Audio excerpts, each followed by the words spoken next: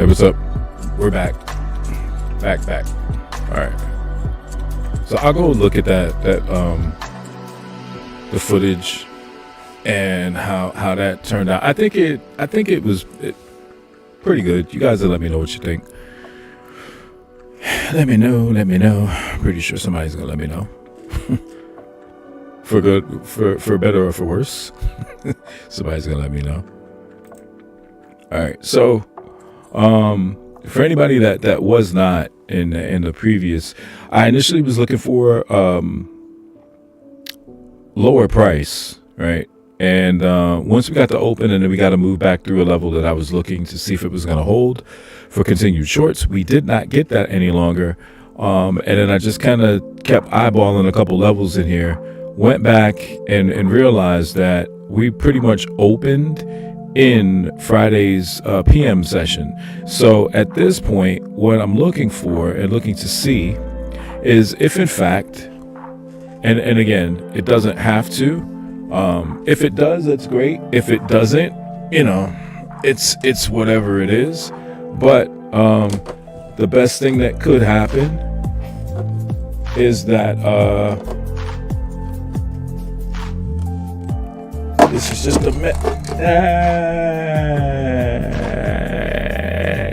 sound like that dude. I was trying to keep. Nothing spills, nothing's broken. We're okay. I'm okay. My mouse was getting ready to take flight on me, and I was trying to save my mouse, and I'm just glad my water bottle was closed. And this other drink that I have up here is also just not open at all. So sorry for the technical difficulties this morning. But just to kind of finish that thought, yeah, we opened. So as always, not guaranteed. When we moved back above, it was always the idea that, hey, listen, you have fair value, but kind of you'd also be looking at potentially like an opening range, if you will. That is going to be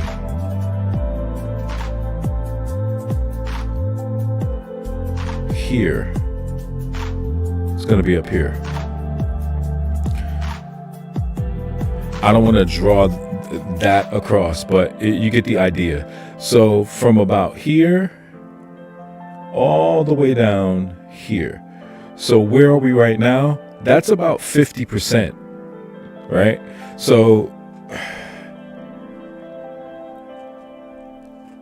if we get the participation all the way up here, that's going to give you, greater than 50, and yeah, it'll technically fill the gap. Well, yours truly, I don't necessarily want the gap to be filled like right now. I mean, I kind of do, but I don't. Because I feel like if we do get back at least to here, which doesn't exactly line up with the close, but it's close enough, right? If we do get a move back above this level and then we close back in here, I'm like 100. I shouldn't say 100. I would be in favor of longs, right?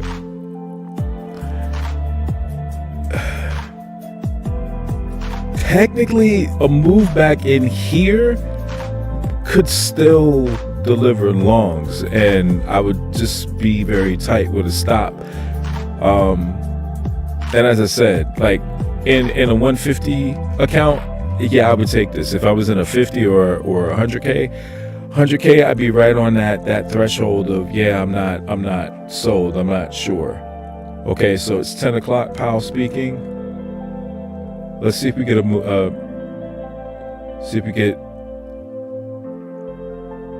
or if it goes. Okay, so I can live with that. Let's see if we get a move back inside. And I'm not watching the news. I don't have his testimony or the conversation or anything that's going on any other screen. I've got my OBS. I've got my personal Discord to monitor and like put my trades and like my analysis of what I'm doing in. I've got music up and my FX book. That's all I've got. So I don't know what's being said, what he's talking about. I don't know any of that. None of it. What I do know is if we get a decent enough move back in here, I will take a long. And stop is just going to go here, and then we'll see what happens. We shall see what happens.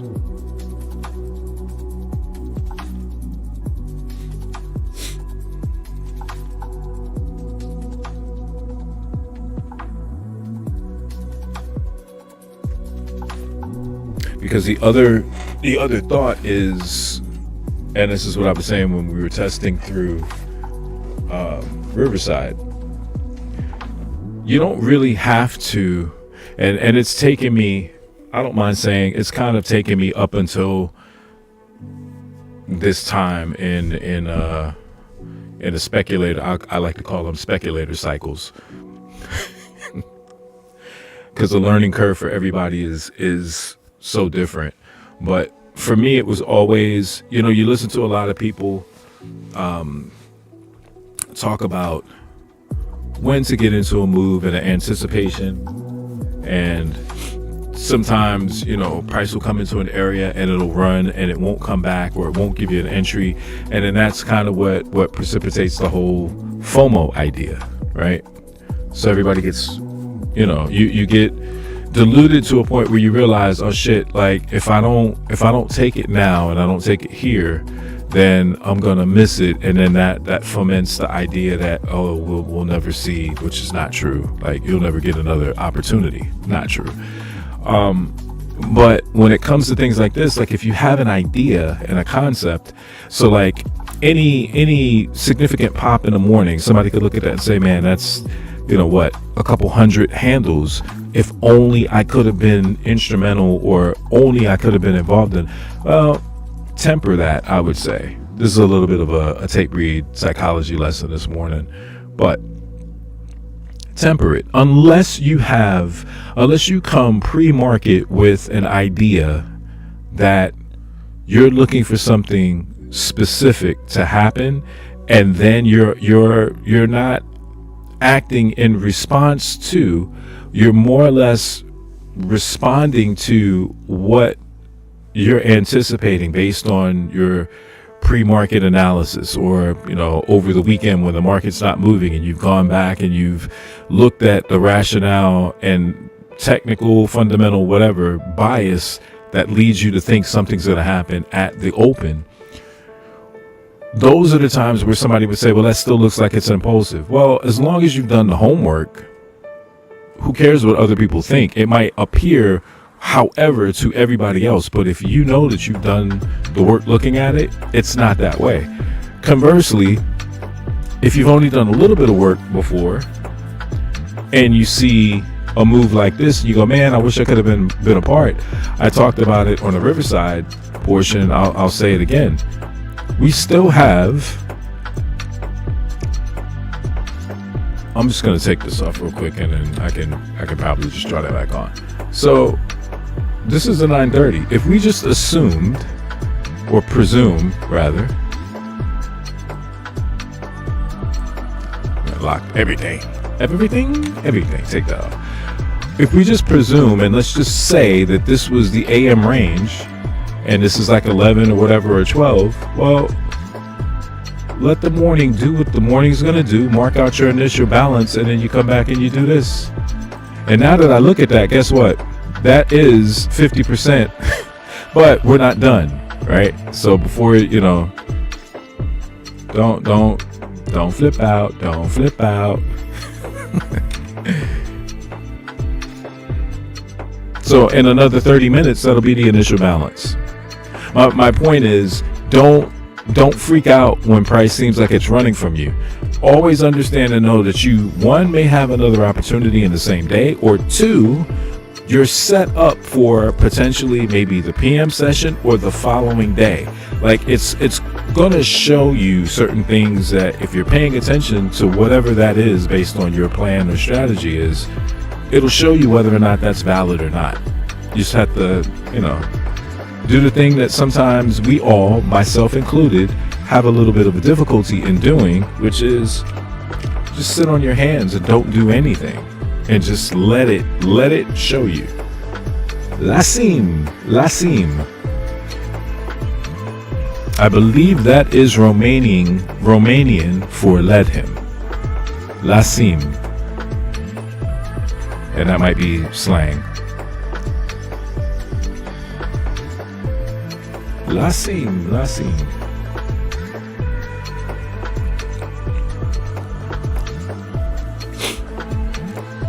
That's still a bucket list place of mine to go, but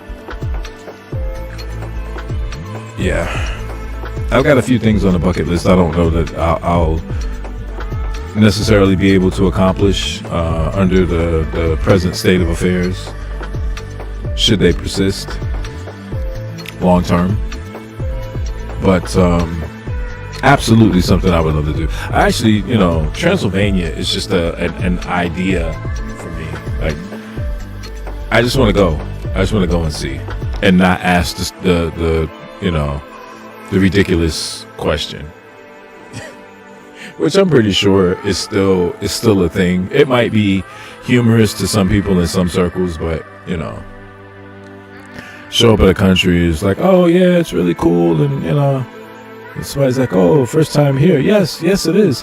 Hey, so where is Castle Dracula? Yeah, I don't want to be that person. Do not want to be that person. Let's see.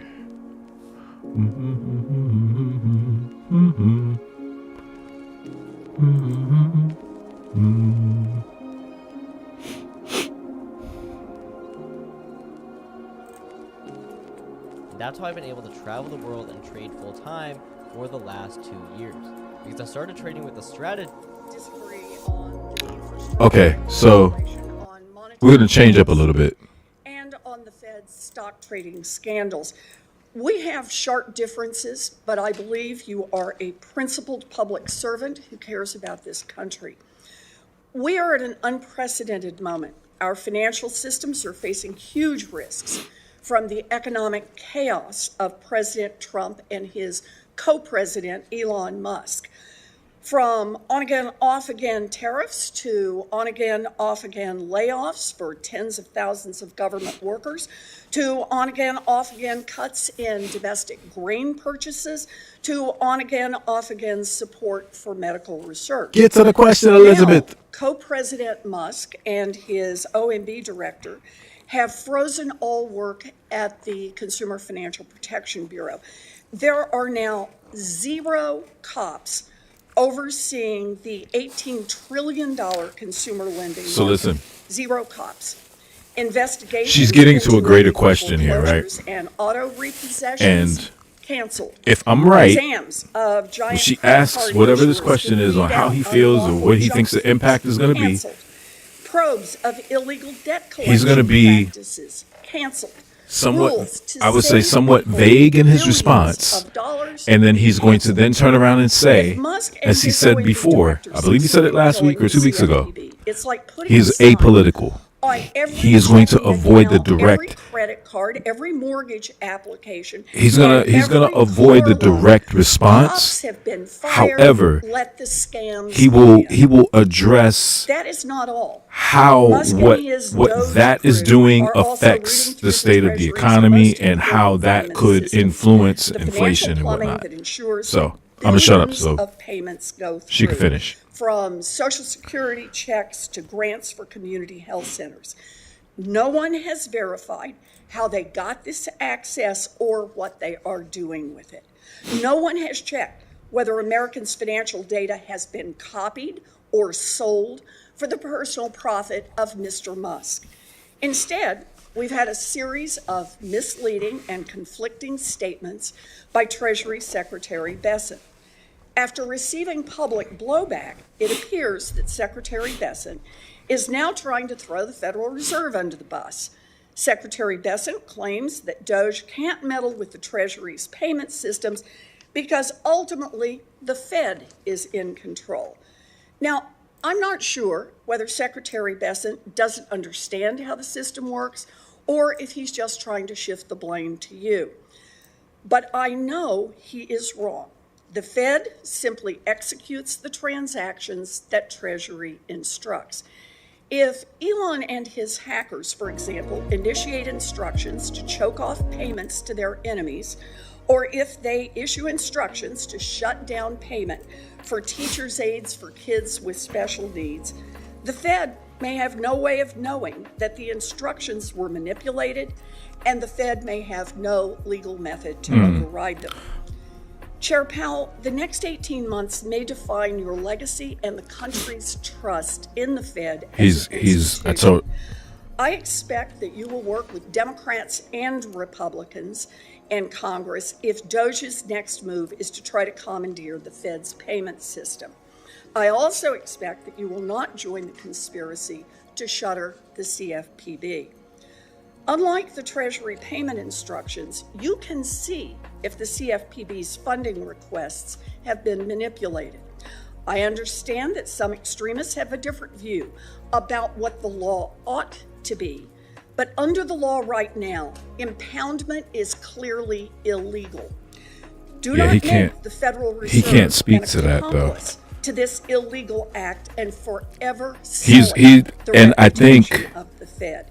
Keep the CFPB funded. I think he's going to tell her as the law requurs. I can't speak because he has no jurisdiction in anything he speaks about when it comes to the impoundment law. It's his opinion, and his opinion doesn't carry any weight, so he's gonna defer. And stable prices.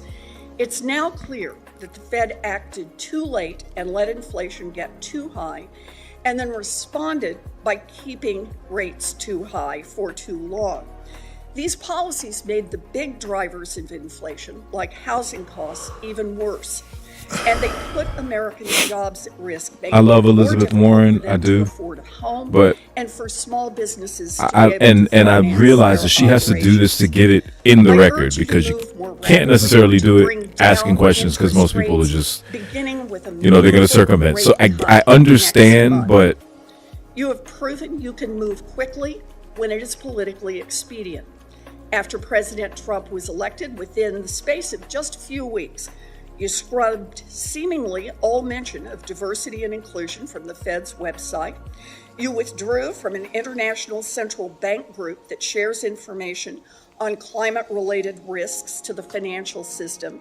You instituted a hiring freeze that will limit the number of cops on the Wall Street beat, and you announced plans to gut big bank stress tests. I can see the immediate political appeal of your strategy, but ultimately it will fail. You will lose good people. Climate catastrophes will continue to mount, and the increasing vulnerability of big banks will threaten our entire economy. Sure, Donald Trump may be happier with you right now, but wading deeper into politics to please him over the long run will burn the reputation and the independence of the Fed and put our entire economy at risk. I urge you, don't fall into these traps. Thank you, Mr. Chairman. Yes, ma'am. Today we'll hear from Chair of the Federal Reserve, Jerome Powell, on the semi-annual monetary policy report to Congress. Chair Powell, thank you for your testimony today, and you are now recognized. How is Scott? Never mind. Ranking Member Warren and other members of the committee, I appreciate the opportunity to present the Federal Reserve's semi-annual monetary policy report. The Federal Reserve remains squarely focused on achieving our dual mandate goals of maximum employment and stable prices for the benefit of the American people. The economy is strong overall and has made significant progress toward our goals over the past 2 years. Labor market conditions have cooled from their formerly overheated state and remain solid. Inflation has moved much closer to our 2% longer run goal, though it remains somewhat elevated. I got an idea, We guys. are attentive to the risks on both sides of our mandate. I will review the current economic situation before turning to monetary policy. Give me 1 second. I'm going to Recent indicators suggest that economic activity has continued to expand at a solid pace. GDP rose 2.5% in 2024, bolstered by resilient consumer spending. Investment in equipment and intangibles appears to have declined in the fourth quarter, but was solid for the year overall. Following weakness in the middle of last year, activity in the housing sector seems to have stabilized. In the labor market, conditions remain solid and appear to have stabilized. Payroll job gains averaged 189,000 per month over the past 4 months. Following earlier increases, the unemployment rate has been steady now since the middle of last year, and at 4% in January remains low. Nominal wage growth has eased over the past year, and the jobs-to-workers gap has narrowed. Overall, a wide set of indicators suggests that conditions in the labor market are broadly in balance. The labor market is not a source of significant inflationary pressures. The strong labor market conditions in recent years have helped narrow long-standing disparities in employment and earnings across demographic groups. Inflation has eased significantly over the past 2 years, but remains somewhat elevated relative to our 2% longer-term goal. PCE prices rose 2.6% over the 12 months ending in December, and excluding the volatile food and energy categories, core PCE prices rose 2.8%. Longer-term inflation expectations appear to remain well anchored, as reflected in a broad range of surveys of households, businesses, and forecasters, as well as measures from financial markets. Our monetary policy actions are guided by our dual mandate to promote maximum employment and stable prices for the American people. There we go. Since last September, the FOMC lowered the policy rate by a full percentage point from its peak, after having maintained the target range for the federal funds rate at 5.25% to 5.5% for 14 months. That recalibration of our policy stance was appropriate in light of the progress on inflation and the cooling in the labor market. Meanwhile, we've continued to reduce our securities holdings. With our policy stance now significantly less restrictive than it had been, and the economy remaining strong, we do not need to be in a hurry to adjust our policy stance. We know that reducing policy restraint too fast or too much could hinder progress on inflation. At the same time, reducing policy restraint. Hey, Ryan Reynolds here from Mint Mobile with a very God. exciting announcement for parents everywhere. It's called Mint Kids. Beat it.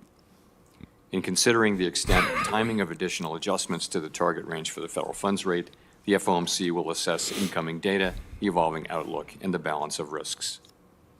As the economy evolves, we will adjust our policy stance in a manner that best promotes our maximum employment and price stability goals. If the economy remains strong and inflation does not continue to move sustainably toward 2%, we can maintain policy restraint for longer. If the labor market were to weaken unexpectedly or inflation were to fall more quickly than anticipated, we can ease policy accordingly. We are attentive to the risks on both sides of our dual mandate, and policy is well positioned to deal with the risks and uncertainties that we face. This year, we are conducting the second periodic review of our monetary policy strategy, tools, and communications, the framework used to pursue our congressionally mandated assigned goals of maximum employment and stable prices. The focus of this review is on the FOMC's Statement on Longer-Run Goals and Monetary Policy Strategy, which articulates the committee's approach to monetary policy, and on the committee's policy communication tools. The committee's 2% longer-run inflation goal will be retained and will not be a focus of the review. Our review will include outreach and public events involving a wide range of parties, including Fed Listens events around the country and a research conference in May. We will take on board lessons of the past 5 years and adapt our approach where appropriate to best serve the American people to whom we are accountable. We intend to wrap up the review by late summer. Let me conclude by emphasizing that at the Fed, we'll do everything we can to achieve our dual mandate goals that Congress has set for monetary policy. We remain committed to supporting maximum employment, bringing inflation sustainably to our 2% goal, and keeping longer-term inflation expectations well anchored.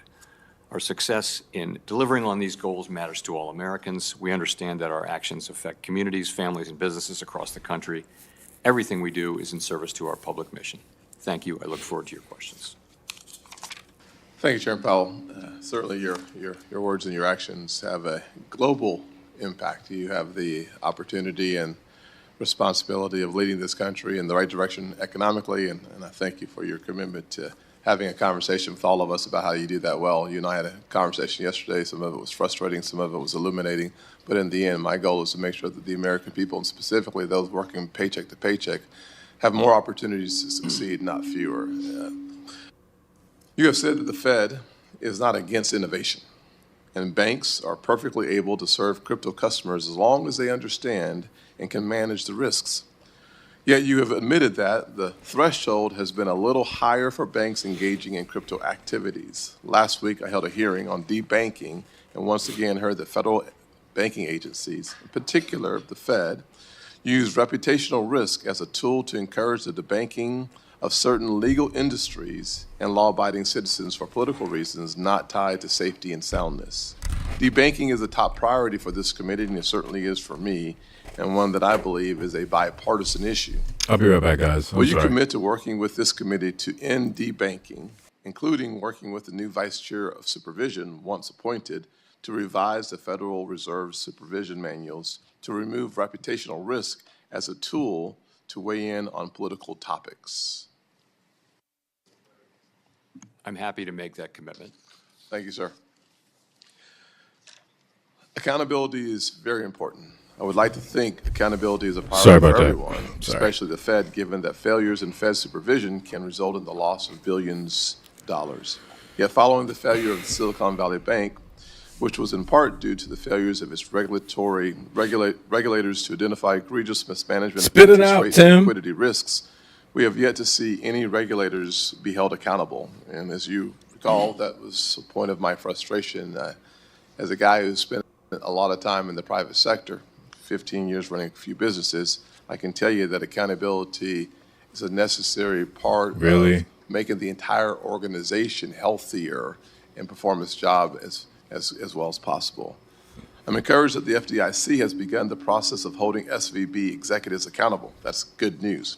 But no Fed employee has been fired, put on probation, put on performance improvement plan, all of which would be expected in the private sector, as I just mentioned, for employee failure. Please explain to me why Fed employees are held to a different standard from my perspective than everyone else, and what are you planning to do to take accountability for Fed failures in supervision? So we've actually done quite a lot in response to the events associated with Silicon Valley Bank. So we've done many, many things. In terms of specific accountability, what we found was this was not a case of malfeasance or nonfeasance so much. It was a case of people were carrying out a specific playbook that failed to cause us to act in time for these things. So it wasn't actually particularly fair to the employees to say you violated our practices in some way. That wasn't really what happened. What happened was, I would say, a lot of focus on process and on governance and controls, and not enough focus on basic bread and butter banking, credit risk, liquidity risk, interest rate risk, things like that. So, as we discussed yesterday, we took very substantial steps to avoid further spread of those issues, and that was successful.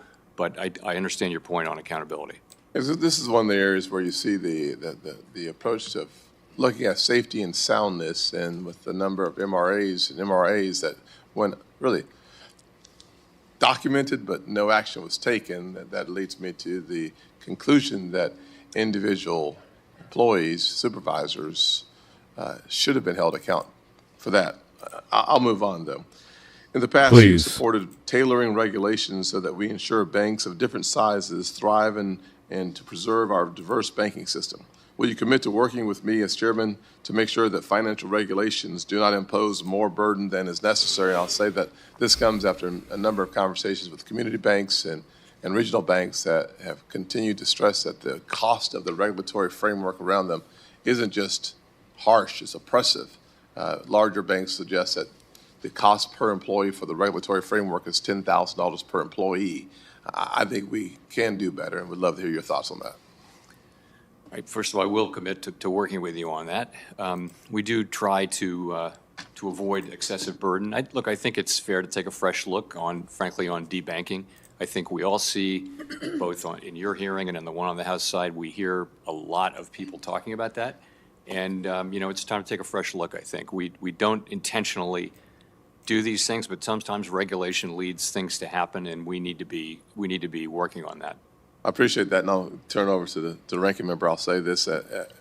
After having a number of conversations with CEOs of banks around the country, one of the things that was made clear to me put you to sleep. with a specific statement from the CEOs is that the regulatory OCC and other regulatory agencies said specifically to debank certain industries, and that is the point that I'm making, and one that I think we have to solve. If it's legal in America to do business, we should do our part to make sure that they're banked.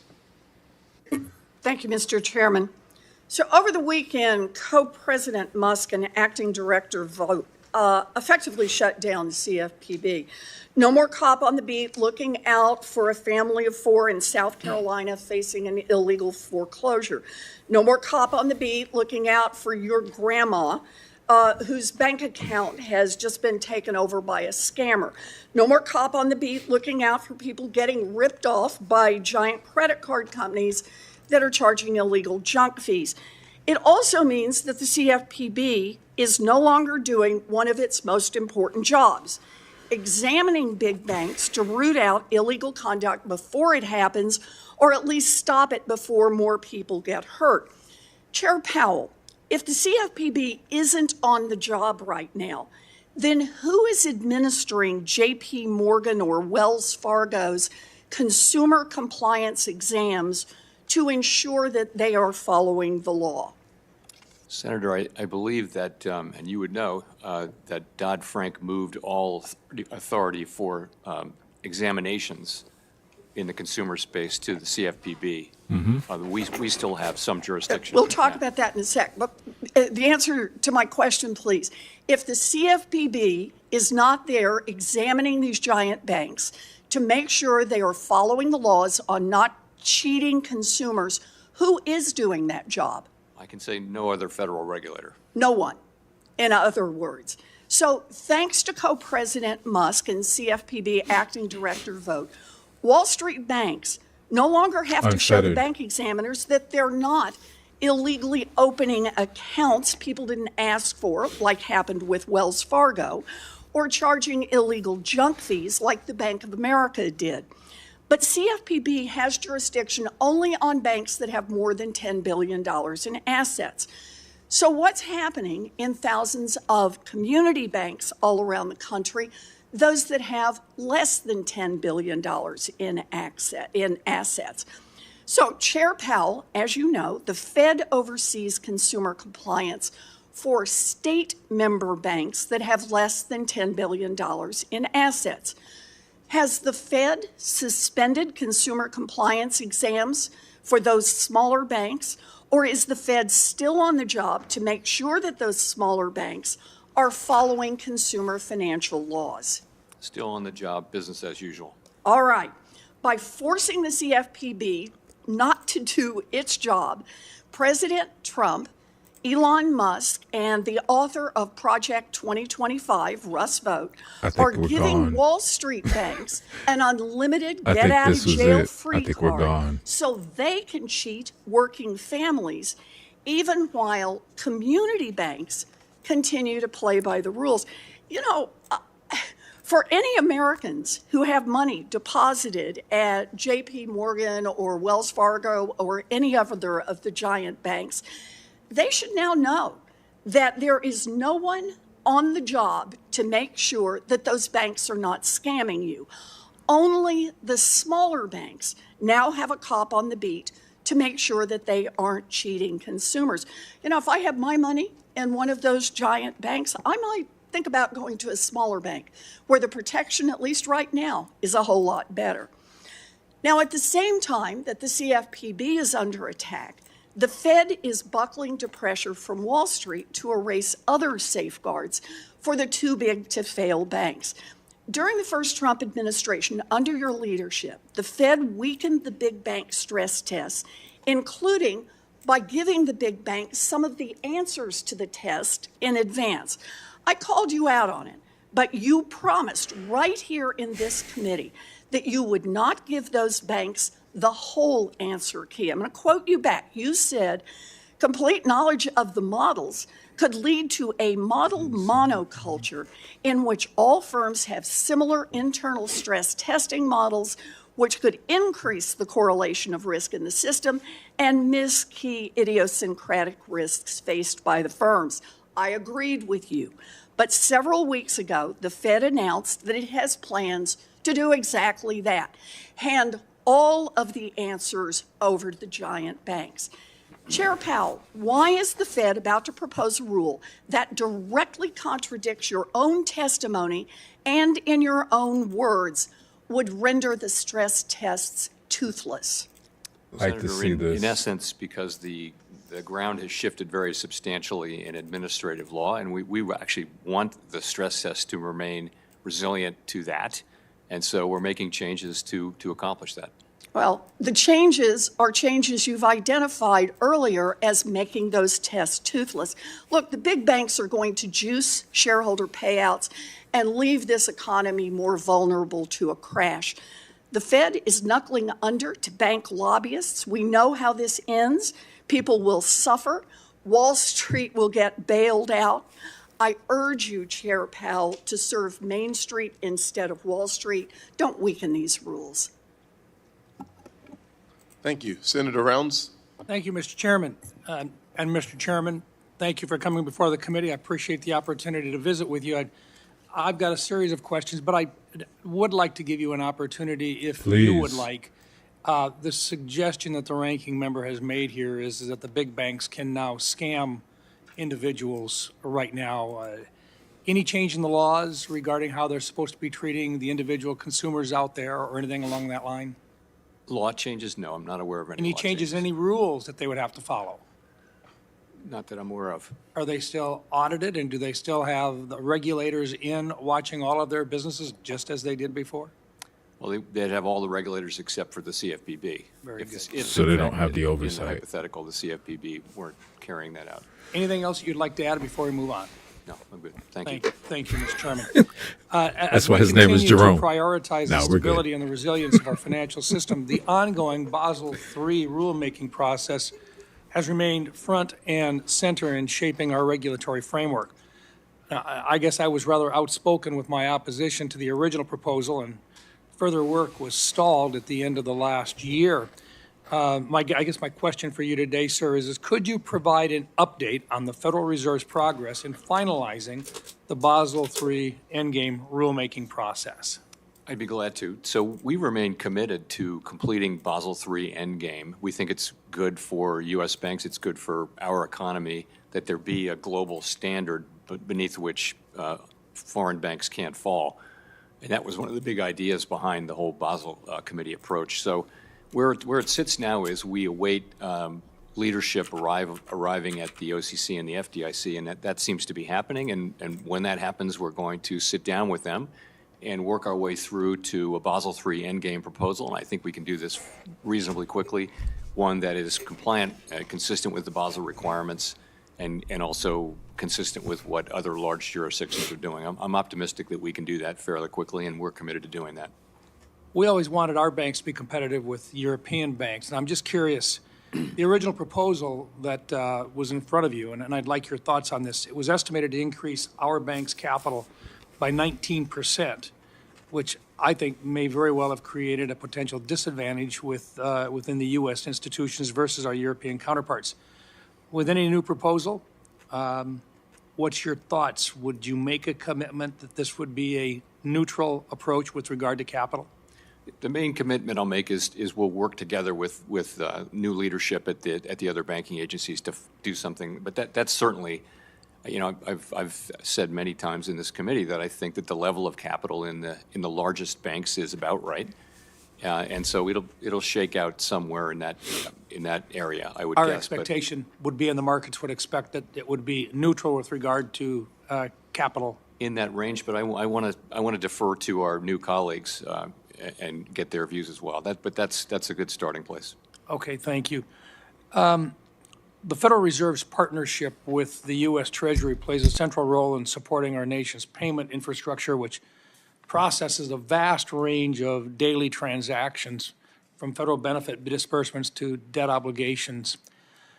Could you outline the Federal Reserve's role in supporting and managing the Treasury's payment systems, including how the Fed works to keep these systems secure, efficient, and capable of handling the government's high volume of daily transactions?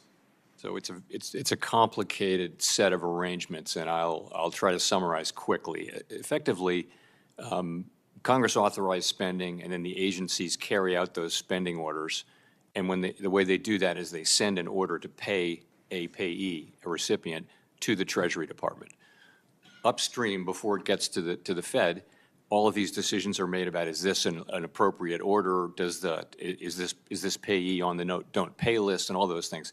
Once all of that is set, it comes to the Fed, and by that I mean 4 or so of the reserve banks, and we actually make the payment. We take the money out of the Treasury General account and we make the payment. We make no judgments whatsoever. Those are all made upstream from us, and we are in fact the fiscal agent of the Treasury. Confirm for me today, is the system safe today?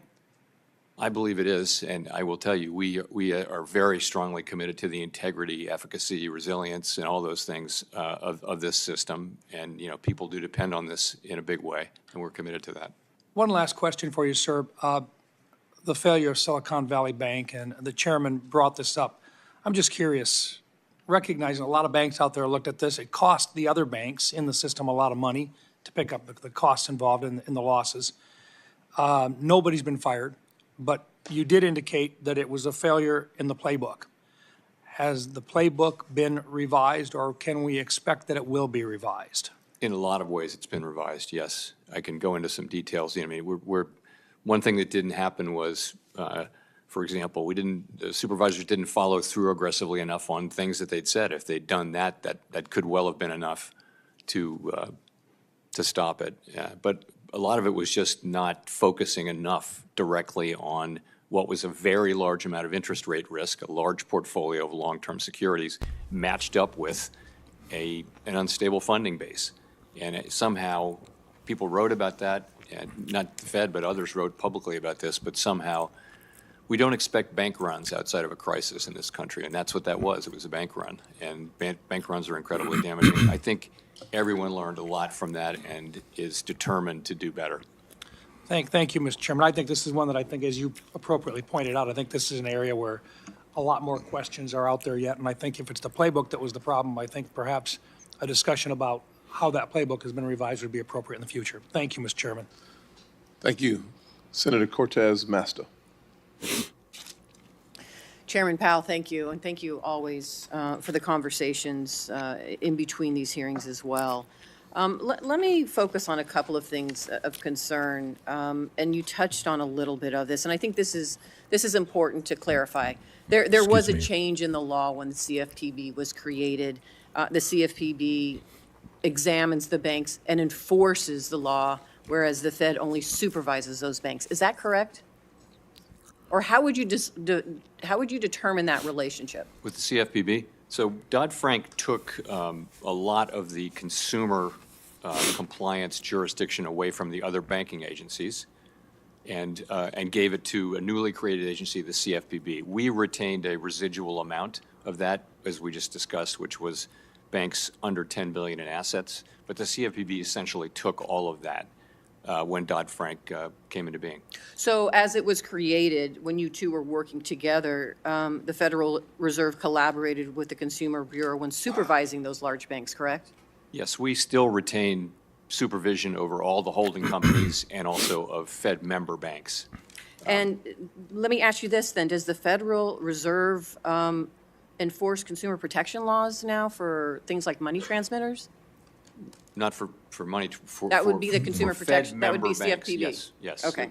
That's And right. so when we're talking about collaborating with the CFPB for financial technology firms, what would the Fed Reserve now do that if the CFPB, if the hypothetical is the CFPB no longer exists, what would be the Fed's role right now with respect to technology firms? We don't have jurisdiction over, we have jurisdiction over banks and some And financial that's market it. utilities. So let me ask you this, because I know there's a number of Nevadans who file consumer reports of concerns about fraud and predators with the CFPB. The Fed Reserve doesn't receive those reports, correct? No, I don't believe so. And you have no role when it comes to consumer protection like the CFPB It goes, does, it's a correct? black hole. Unless you're a Fed member bank that has 10 billion or less in assets, then we have jurisdiction. Right. On a So there consumer. is a gap. If the hypothetical is true, and what we're hearing, that the CFPB is being shut down, there is a gap, what we're hearing, in enforcement out there, and particularly when it comes to consumer protection. Is that, would you say that's true? Yes, for all banks that we don't Yeah. supervise. And I think that's the concern we're all having right now, is this concern of when we're looking to streamline government. And listen, I'll be the first to tell you, there's a lot of bloat. We need to streamline it. We need to address regulations and overreach. But there's a strategic way to do it, and not this burn down the house that is going to harm people across the country, including in my state, those Nevadans that are looking for some sort of enforcement around consumer protection law. So that's what you're hearing from many of us on our side of the aisle here. Can I just very briefly add that we do have some residual enforcement authorities, but what we don't have is examination authority, and for the banks that the CFPB supervises. Thank you. Let me ask you this, and we talked about this over the phone, and I understand it may be difficult to answer this, but the Federal Reserve Board members have been clear that future interest rate cuts are unlikely to happen despite the strong economy. Think Capital isn't your typical Oh my prop God. firm. We're backed by Think Markets, giving My home that are in my state that are waiting to buy a Sorry. home.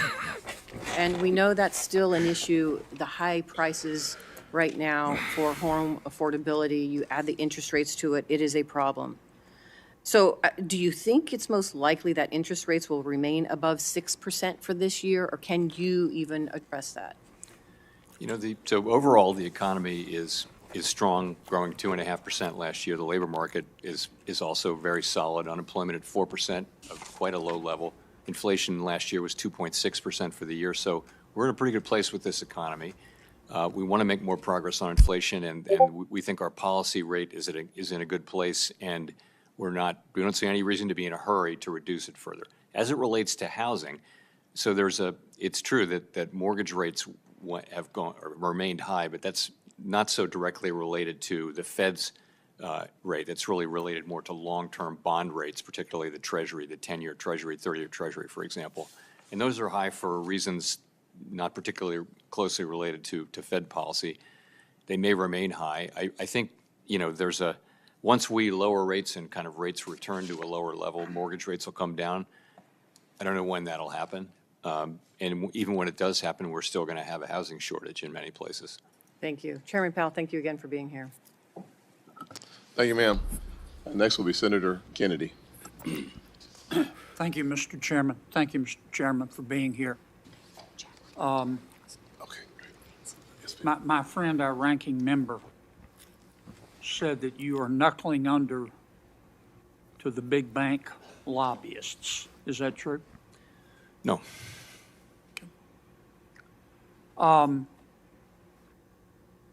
It seems to me that the big picture should not go unnoticed.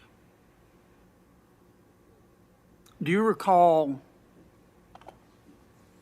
a year or two ago when inflation was raging? Wow. I think its peak was about 9%. Many economists and other experts, based in part on history, said that you were going to have to provoke high unemployment and put our country into recession in order to get inflation down. Do you recall that?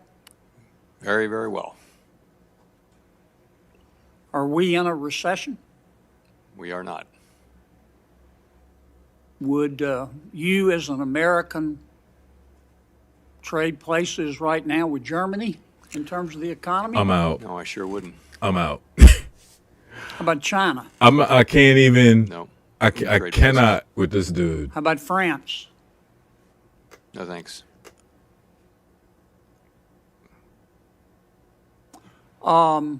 Things aren't perfect. Inflation's obviously still sticky, and long rates are too high, which I want to talk about in a second. But the fact is, knock on wood, we have experienced a soft landing, haven't we? Not for me to say, really. I'll let others Well, have make we that. experienced a hard landing? No, we sure Are haven't. we in a recession? No, we're not. I call that a soft landing. Yeah, I call you an idiot. Yeah, so much for that. I just that dude's he's a piece of work. Let's just say that. He's a piece of work. So aside from that foolishness, we're still moving up here. Obviously we're above the area in which I said still be looking for price to come back. Yeah, I'm starting to get a lot of crapola on the charto. So yeah, I gotta leave. I'm gonna leave that because actually I'm not. We're gonna just get rid of it. We're gonna get rid of it. That can go away. Clean some of this up.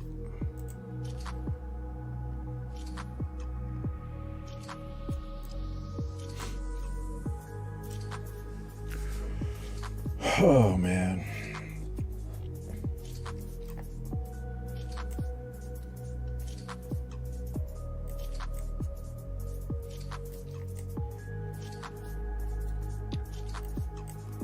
So 1047. We're still, in my opinion, we're still in sit on your hands mode, really.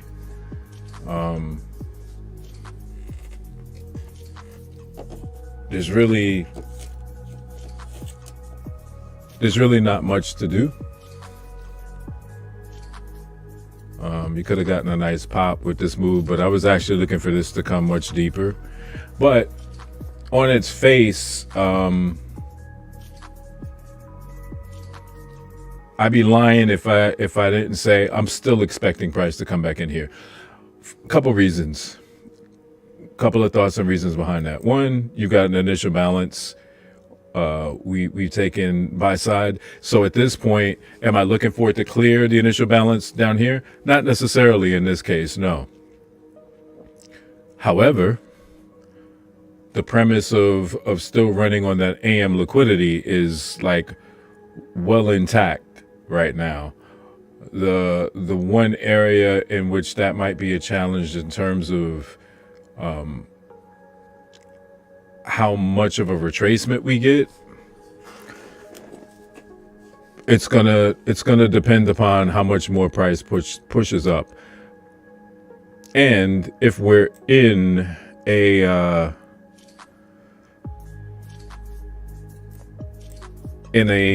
price delivery that's going to allow for that to happen, right?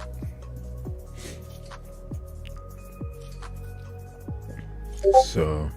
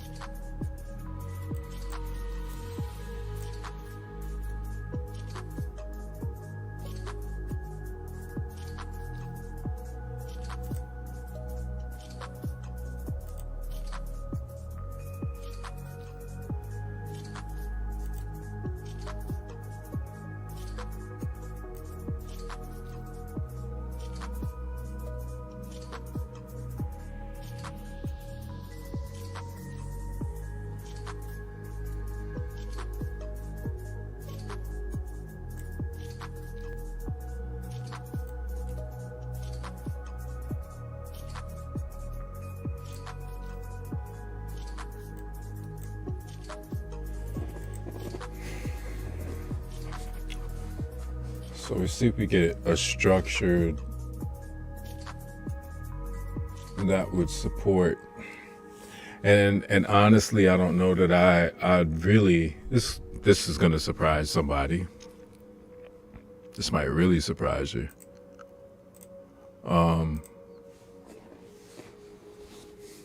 I don't know that I actually would take the short. Because usually I'm gung-ho about going against the flow. I'm excited. Like, yeah, it's gonna. I'm not overly excited right now. And probably because I feel like it's too early. Like if this is like 11:45, 12:30, 1 o'clock, I'm a little more inclined to say, yeah, okay, maybe. So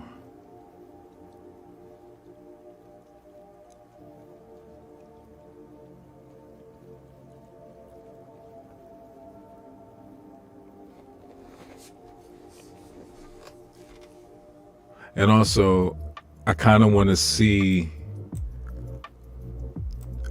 a high established beyond the initial balance. So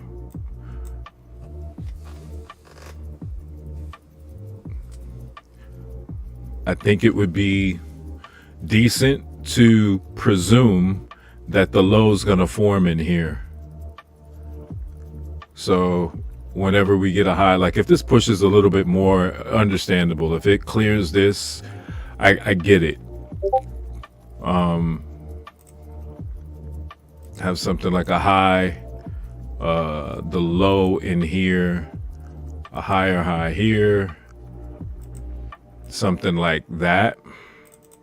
Maybe that would be the idea, that would need to be the structure to even think about taking a short. It would have to be something like that. And again, not a guarantee. And it is totally counter trend for what I think right now. It's completely counter trend to how I think the market's going to move. Excuse me, because invariably I think it's bullish at this point. I think we're set up for some short-term bearish move. But I think overall we're looking at bullish price action.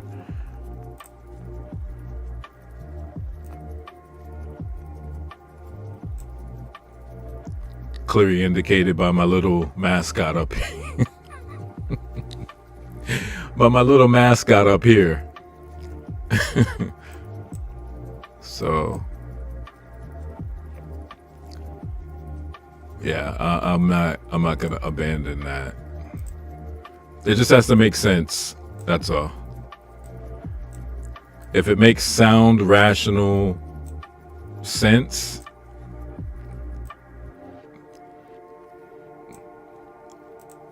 maybe we go for it. But right now, just chilling.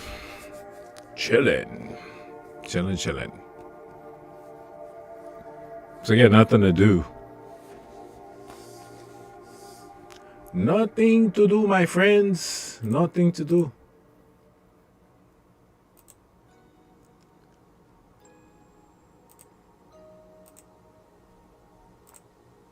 Oh, I'm in the wrong one. Let's see. Let's Oh,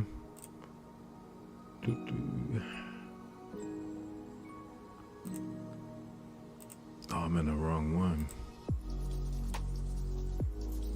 Dang, snap it. Let's start a poll. So let's see. Get some people's thoughts after we smack the mic with the keyboard here.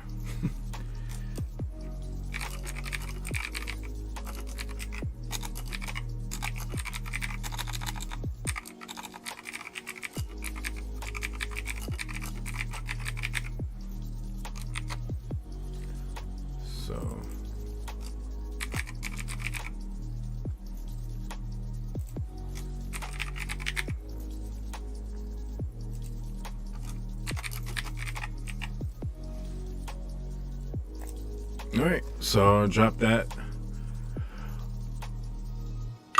poll in the chat. Ask you if you think it's overall bullish, bearish, or you don't know what is going on. What the hell? You don't know.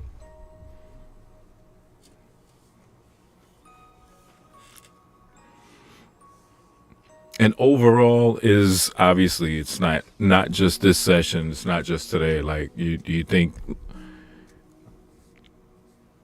for the foreseeable future we're bullish, we're bearish, or because like I said, we're gonna have retracement times, but let's see if we get this push in.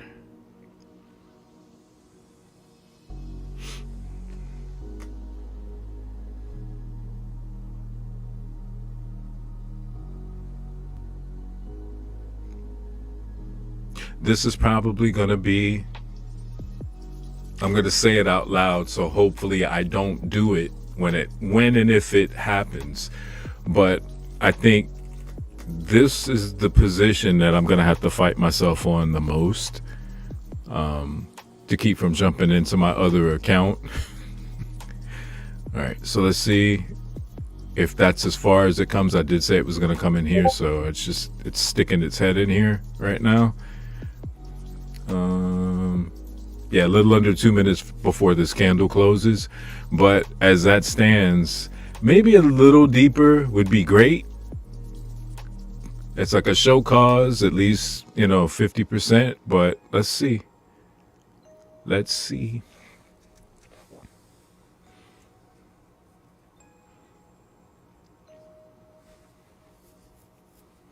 I like to see lows in area of fair value. I've said quite frequently, when I see this and then there's price moving in that direction, I like to see them run, because usually that means they're going to be cleared, and you may be able to use that sweep or clear of a low in fair value to produce a fair value gap in that direction. So in this case, you've got bullish fair value, you have a low there. This low could act as the third leg potentially, or the second leg potentially, in a bearish fair value. So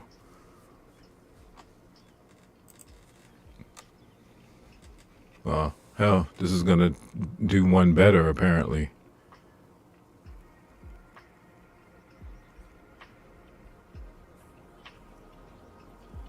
So I've turned that off completely, so have no idea what Jerome has said or what someone has asked, and I can't.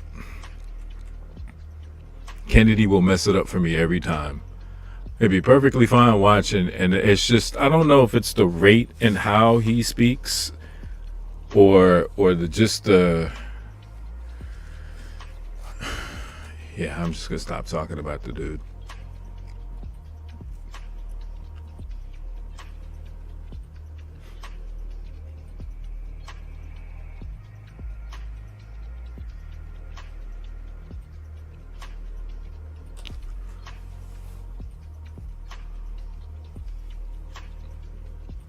Okay, so 11 o'clock.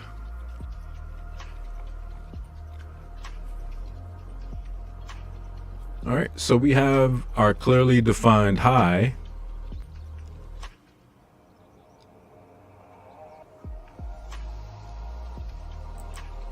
Now the question is, do we just run back down here and collect it?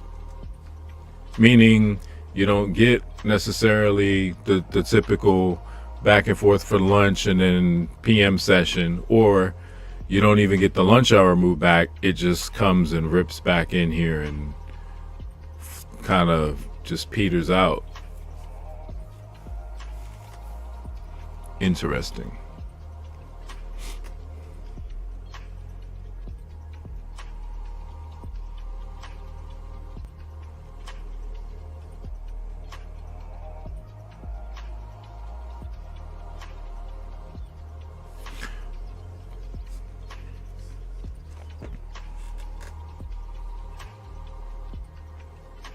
Okay. Very, very interesting. This is interesting.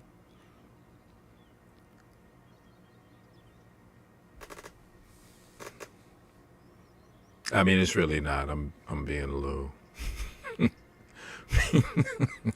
Be like, is it really? Why? It's really not. But high, low, higher, high, potentially higher, low. Have like a companion candle that makes a higher high and then a close back inside. All kinds of possibilities. Possibilities are endless. Yeah, we got a couple minutes before this one closes.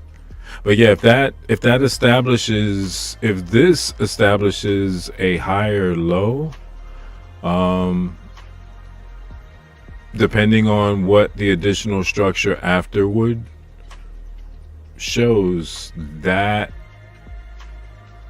a closure below, not a sweep. I would need like a closure, a structural closure below.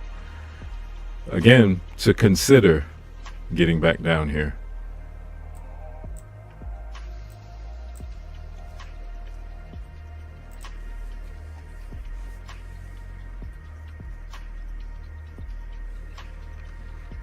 And especially if we close with this, I would anticipate this to be inverted. So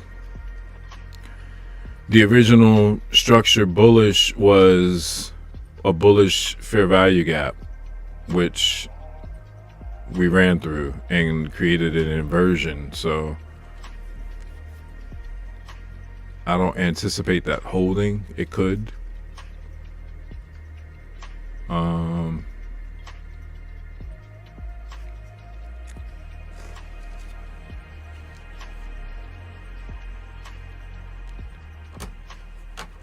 Sorry. I always forget to flip my phone over before it starts like making all kinds of noise. Buzzing, beeping, and get out of here.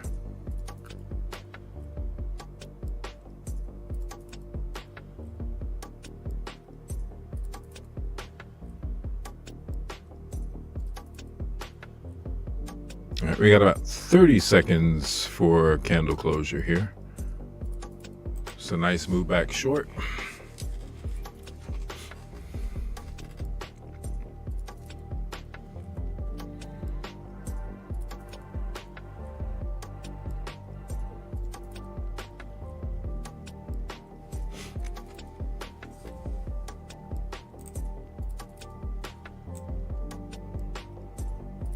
I wonder if we get the structural narrative or if it just closes back short.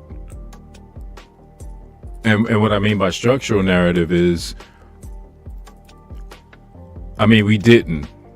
But if we close, I would say even now, if we close below this low, do we just run back short?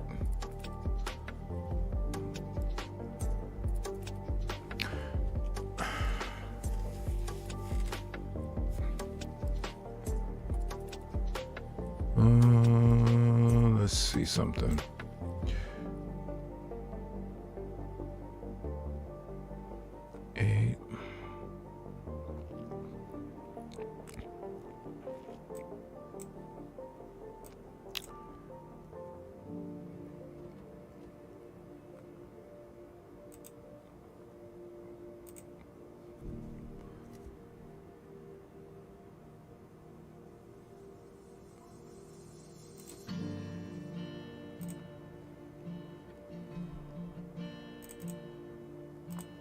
We might not get a higher high.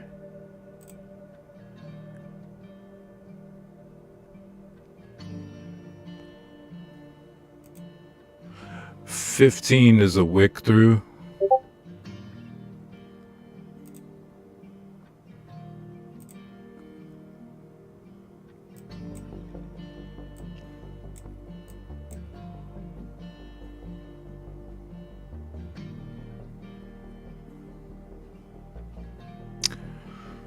Let's see if we get this tap into fair value here.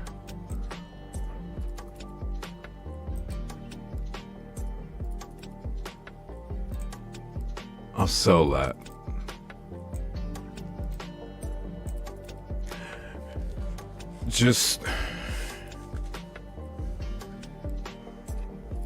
And I could be wrong, but let's just see, because we may not get back there.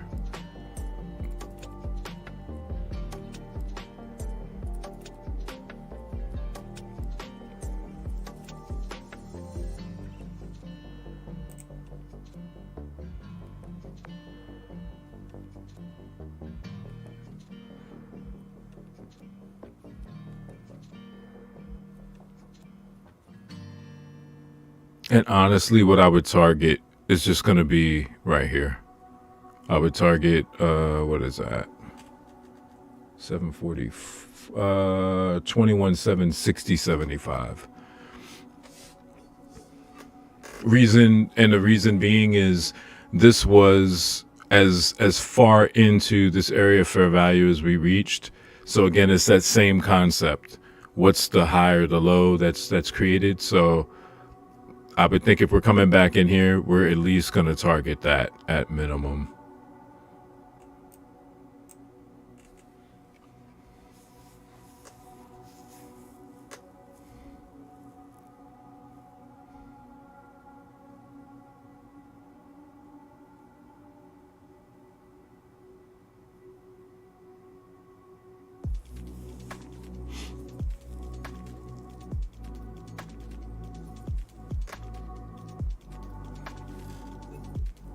So about a minute, and then we get another candle closure here. I'd actually give myself some room. So even on the entries here, I put my stop up here, and it would look something like that. So the move would be something like that.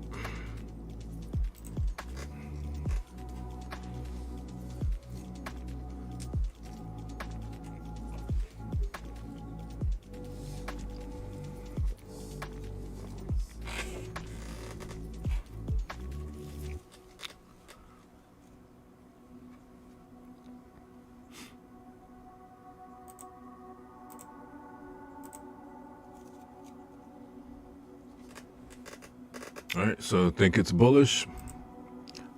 I would agree. Even though I'm plotting on a short. It's like you're bullish, but you're short. That doesn't compute.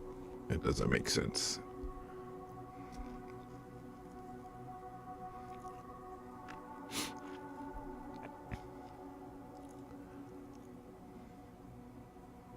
Now, from my candle range perspective, I like this move because there's a soup here. There's a soup on the 11, which means we should clear the 11 buy side. Hey, Chris. Doing good, brother. How are you? Earlier this morning, I took a short from London, and then I was also in a short like on my practice account. I'm trying to fight myself right now, honestly, and keep working out of this practice account for Topstep to keep from taking this short in my Tradeify account. I'm fighting. So yeah, right now I'm just looking for this limit to get tapped. If we end up getting what I would like to see is this 11 a.m. candle range run out, it'll tap us in, and I'm just looking for this low here. But we'll see. How about you? How's your day going?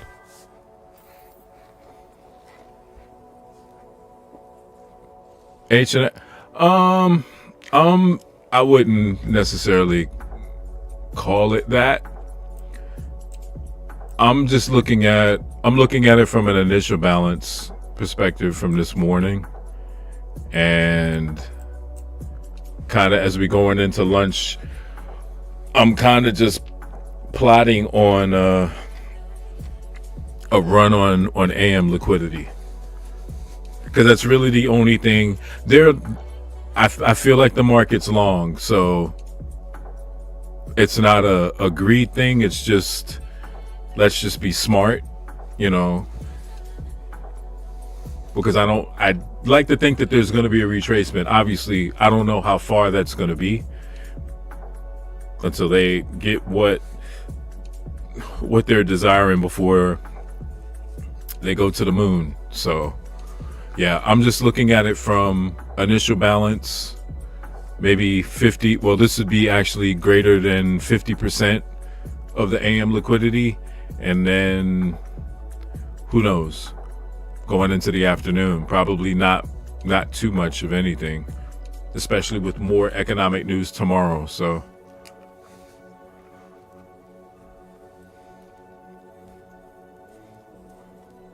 you take anything this morning, or I don't want to say hunting, but you looking for anything right now?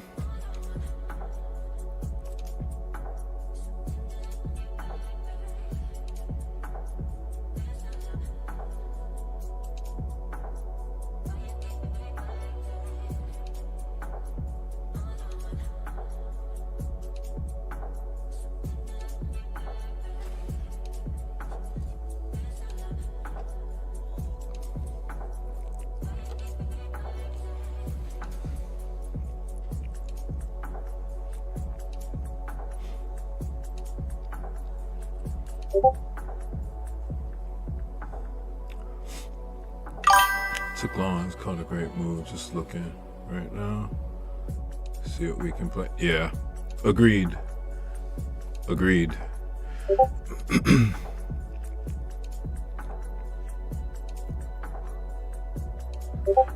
Yeah, it's just kind of, it's in a, I don't want to call it a tricky place, but it kind of sort of is.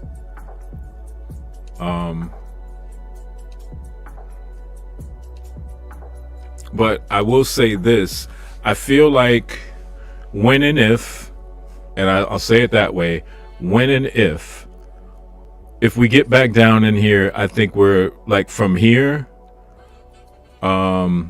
ideally, I would say from like 21,755 in here, if we get back in here, we should be bullish from there. Should be. Just based on just looking at price, we should be.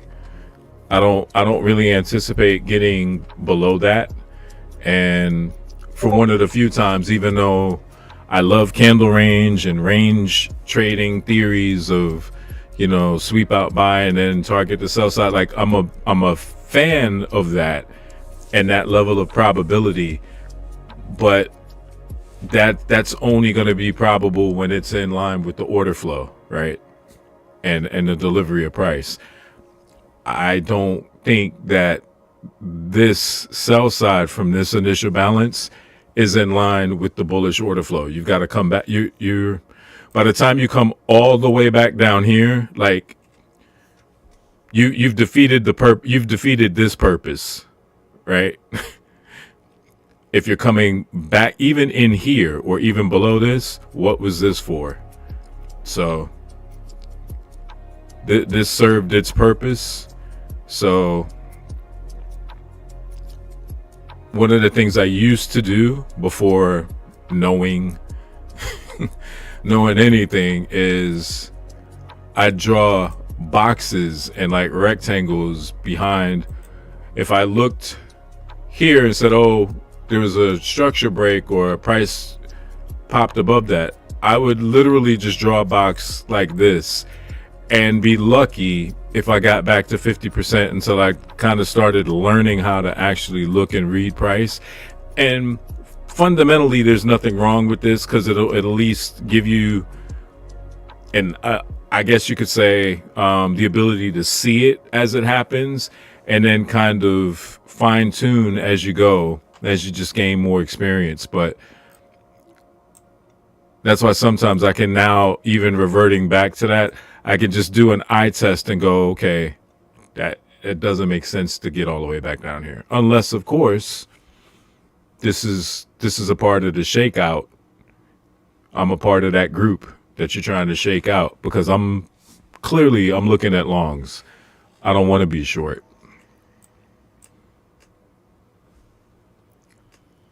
Don't want it.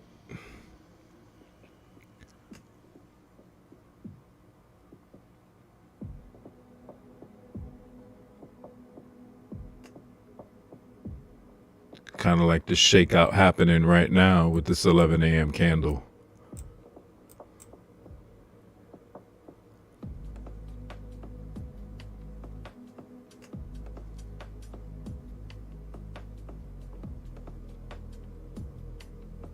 Yeah, if body closure below this, I would scrap this idea. But the fact that like it's popping back up, so I would affirm that sell. Yes. Yeah. Absolutely. Yeah. I'm only considering a short back into here. That's it. Like after this, I'm not interested in shorts anymore. And technically, which is why I said I'm fighting myself right now.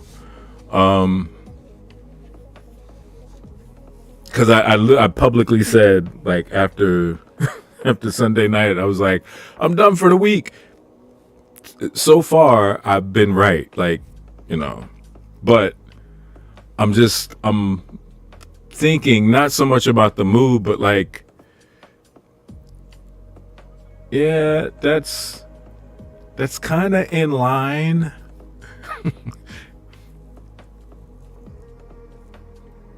Doing a Jedi mind trick on me. It's like, that trade plan is good. No, it is not. That trade plan is good. No, it is not. So, I don't know. We'll see how it works. I guess the one thing to help is if I don't get tapped in here and it runs short, that just makes it more difficult for me, because it's just going to get there, and now it's going to be, okay, you said you're bullish, right? So it's like price is going to encourage me. Yeah. That is exactly what I said, but it's like, I'm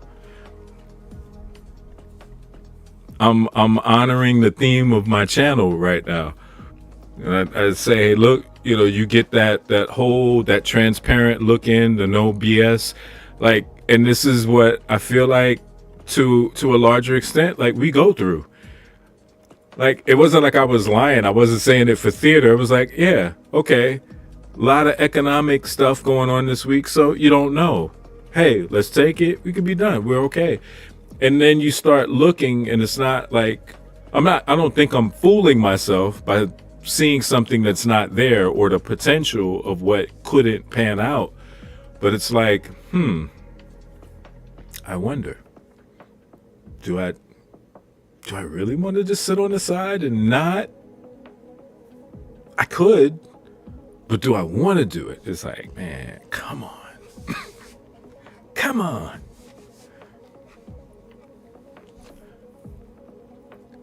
So yeah, the 11 is still in play. This candle did all of this back and forth, popping and locking and shit. It closed back inside the 11 a.m. Candle range. So, yeah, this is still in play. And I put my limit right at the top of the 11 a.m.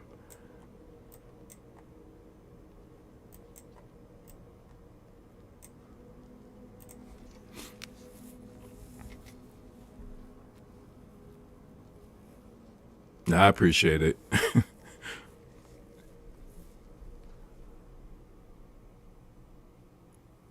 I try. Sometimes it's right. Sometimes I see it. And then other times, yeah, I could probably be called on it. Like, y'all are probably watching going, what? You see what? I don't see that. What candle? Can you point that that is not what that candle's doing, sir. Jeremy? No, that is not.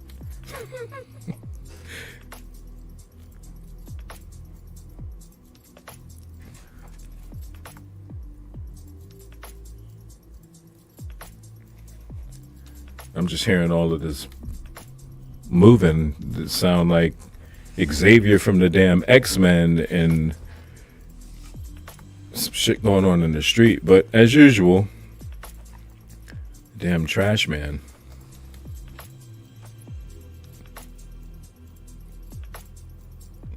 I swear, we barely have enough trash for the trash to show up every week at my house. I don't know what the hell, like,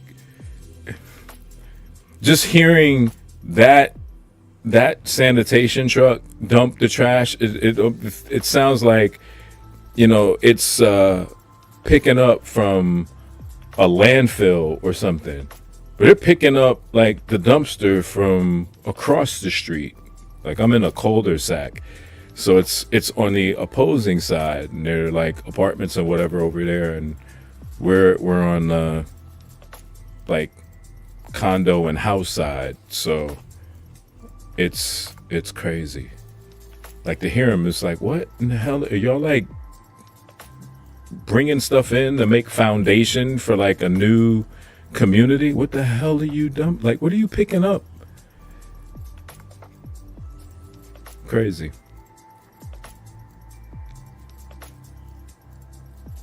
All right, we got about a minute for this closure.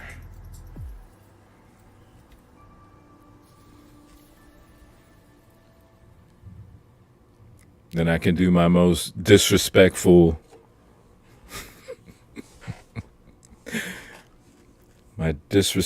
saying of some individuals from the South. And what they typically say sometimes when they want something to hurry up and go where it needs to go. 30 seconds. Have it go on and get. Actually, they don't say and. They just say, go on get. Say, okay. You mean go ahead, hurry up, and get there? That's what I said. Okay. I got you. But yes, I needed to go on and go where it's going.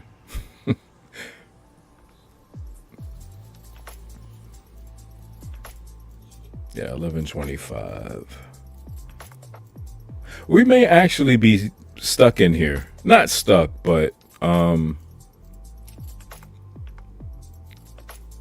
if this is actually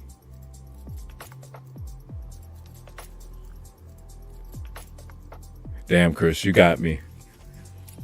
You got me.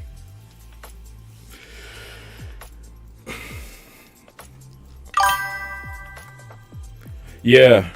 And that's why that's why I just stopped myself.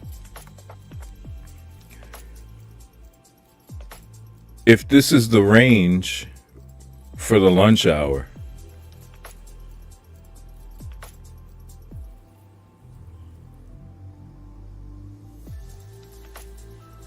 I don't want to do the what if. I don't want to say that, right?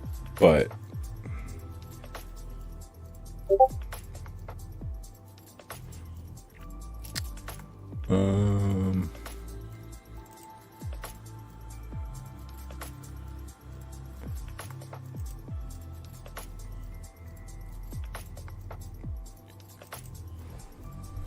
so that's 50.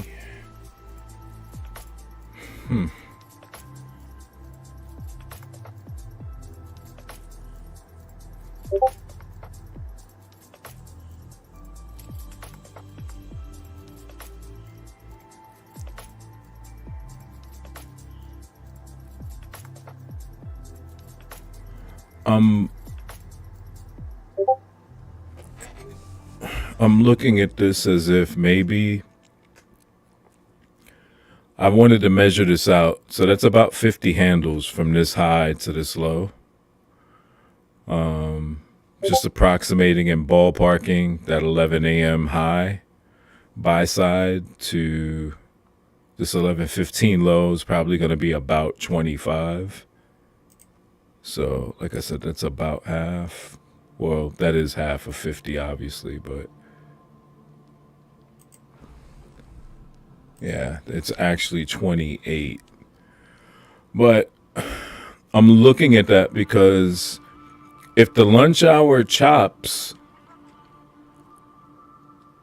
like basically stays in here, we go into PM, that's all the more reason for it to not run on AM liquidity. If it's between levels.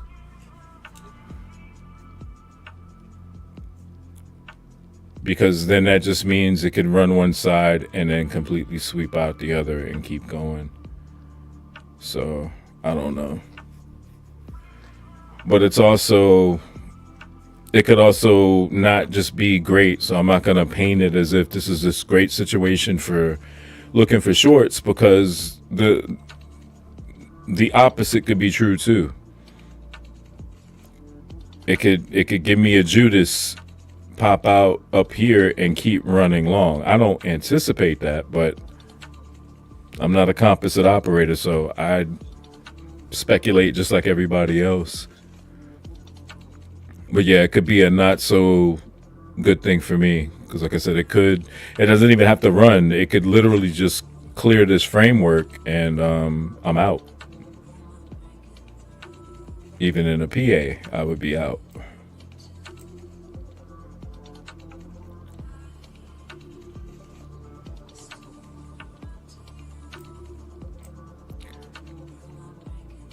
Yeah, it's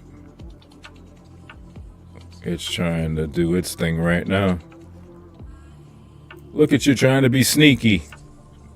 Take my eyes off of you for just 1 minute. Look what you do. Look at you. What are you doing? What are you doing?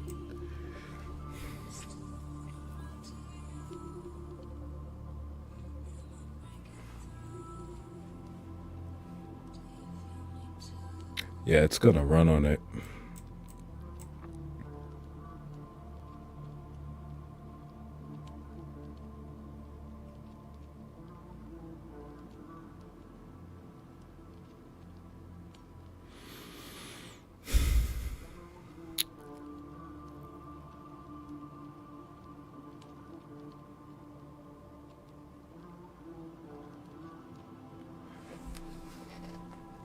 That might have been smart. We're going to see.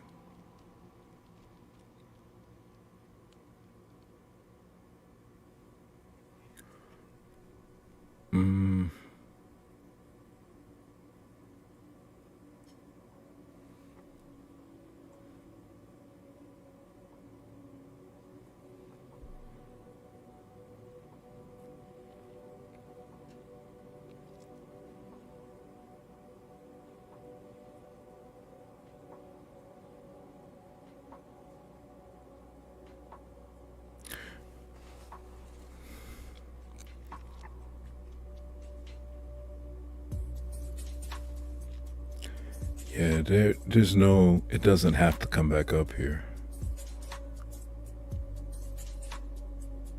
It doesn't have to. So I say it might have been, it was maybe smart to put that up there just in case, but yeah, it's gonna run on our liquidity. So,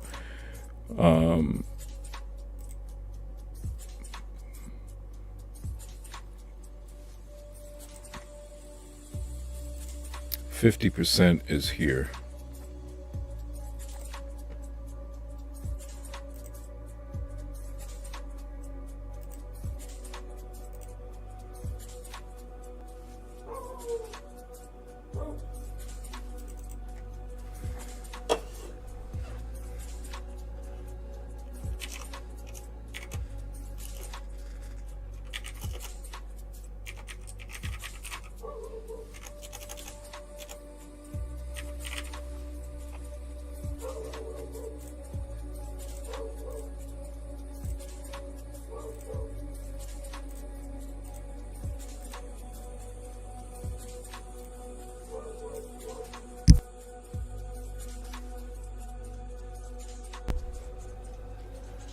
Sorry. Tell my dog to pipe down.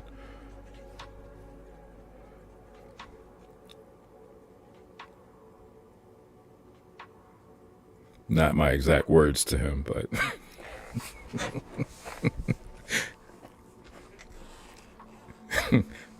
not the exact terminology, but you don't hear him barking anymore either.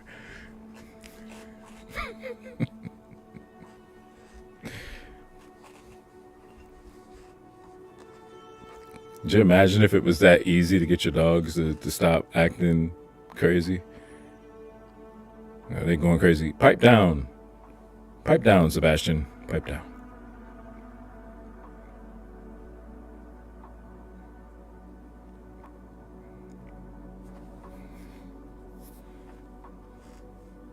I've actually been considering getting another dog.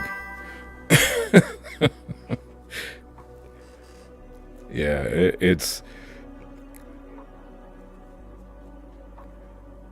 I think the nicest I've been to him is I've just told him, hey, be quiet, be quiet. And sometimes he'll look at me like, yeah, but I kind of want to bark at this thing over here. It's like, just be quiet. And he persists, and then I give him the other one, which he gets every time. Every time. It's like a kid. I could tell him to shut up, and he'll be quiet for a little bit, and then he'll start barking, and then I have to tell him to shut up and then call his name, like literally, and his name is Bentley. So I have to say, shut up, Bentley, and he's done. He'll stop. So contrary to the animal hierarchy of our, multiple ecosystems, they understand. They might not speak English, but they understand once they acknowledge, names that have been forced on them or given, and they hear it enough. Usually, I think most pet owners know that, though. Like we understand that, where non-pet owners don't. They feel like, oh, you name them, you let them do all these things, and one day they're gonna come in and eat your face off. Like, yeah, it's a possibility. I mean, it is. We've evolved slightly above our primal, so yeah, it makes sense. But when they're not hunting for their food and they rely on you, there's that deference that they show, like, hey, probably don't want to do anything to you because you know what? I need to eat. I'm getting baths. I'm getting fed, watch TV, food. I could run and piss and shit. I don't have to worry about anything. I don't have to worry about where my food's coming from. You're going to give it to me. I'm not fucking this up. Shut up, Susie. Mind your business. Me and Jeremy, we're good over here. You be quiet. He ever let me off this chain, I'm kidding.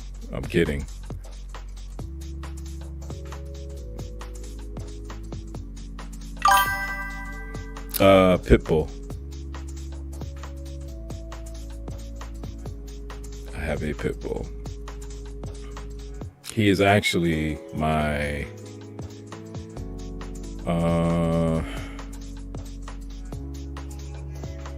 he's my third.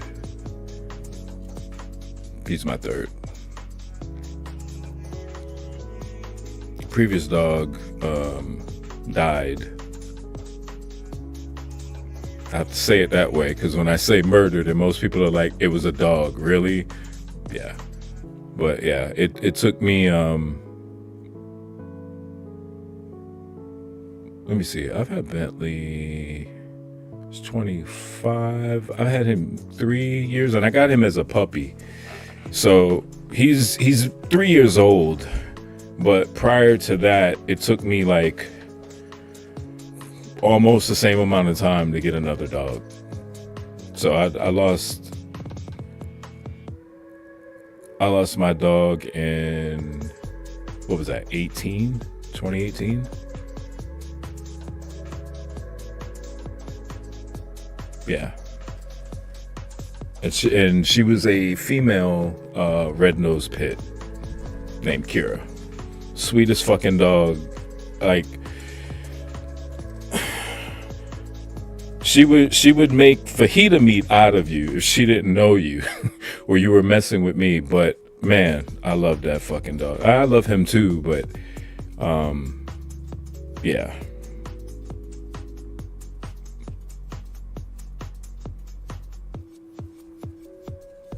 Yeah, I don't like, and that's how I know when people, again, those that don't. You got a Frenchie? Nice. I'm not gonna say that they don't like me as much. I have a friend, actually, let me be correct. My sister has this lady that she's known for years. So I know of this woman through my sister, and she has a Frenchie. And her dog is just and I guess maybe it's a size. I don't know. Maybe it's a size thing, but her dog is, I think it's a female. And she's just really rambunctious. She's just loud. And after talking to, my sister's friend, she's like, oh, she won't say she's harmless, but what she says is, she's like, yeah, she's going to make a whole lot of noise because if she doesn't know you at first, she's going to be, not aggressive barking, but it's like that rambunctious, I'm just going to keep. And then she told me, she said, after you've been here for a while, then the barking is going to change, and it's not, hey, I want you out. It's going to be, hey, how come you haven't come over here and tried to pet me? Like, you don't, you're not, you're not giving me any attention. You're not showing me attention. So I think the last time we went, it might have been, oh gosh, what was the holiday? I saw her last year. But yeah, I just, it's that game of will. Her dog is down there. And I'm like, man, I just looked at her. I think eventually I did, gave her a couple of chin scratches and whatnot. But the whole time I was being an asshole because she's like barking like, hey, are you going to? And I'm looking at her like, yeah, nah. Yeah. Like I said, I think they're really cool dogs. Really cool. I'm kind of pushing my luck. I would like to get another dog. But the kind that I want, I live in Florida. And I see them down here, and I just there's a part of me that's like, it's just inhumane to have them down here. But I would like to have a husky. And I hear the people that say, oh, it's not inhumane. You can, have their coat, cut or clipped down to keep them cooler. And I'm just like, yeah, well, I don't know. But I know that they are, I've heard a lot of people, and I don't know anybody personally that has one, so it's not like I can get firsthand account or information, but I've heard and seen enough people say they are like having kids all over again, like they are children. The thing that I would want to experience and appreciate is that they're like the auditory dog, like they're gonna verbally express. Austin, Texas, everywhere. There's what's the guy's name? I don't know. Is he in Austin though? He might be in Austin. Holy shit. And he does have a Frenchie. What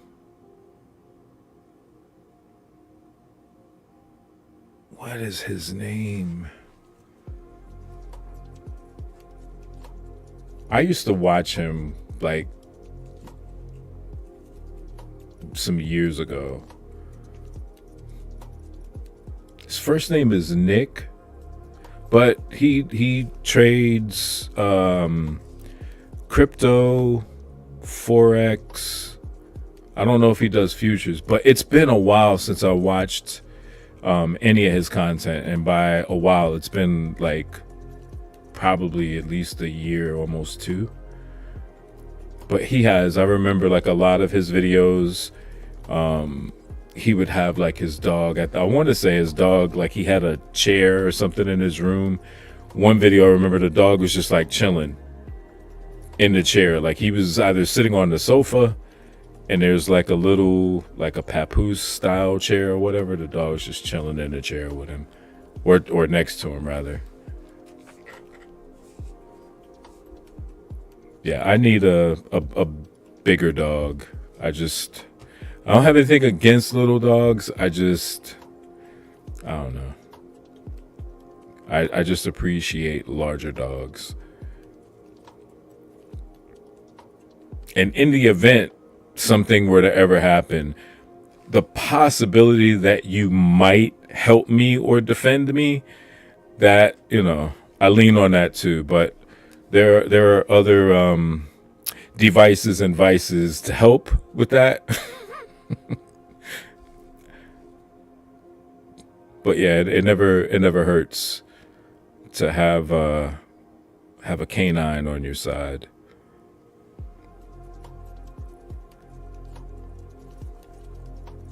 Yeah, that's cool though, man. They make life better, I think. And I also need to get Bentley a brother, because I feel like and it may be, some people look at it like it has to be a type of dog, like Huskies are typically, they're wolves and they're pack dogs. But I honestly feel like what dog, in terms of like the breeding, they're all a form of a pack. So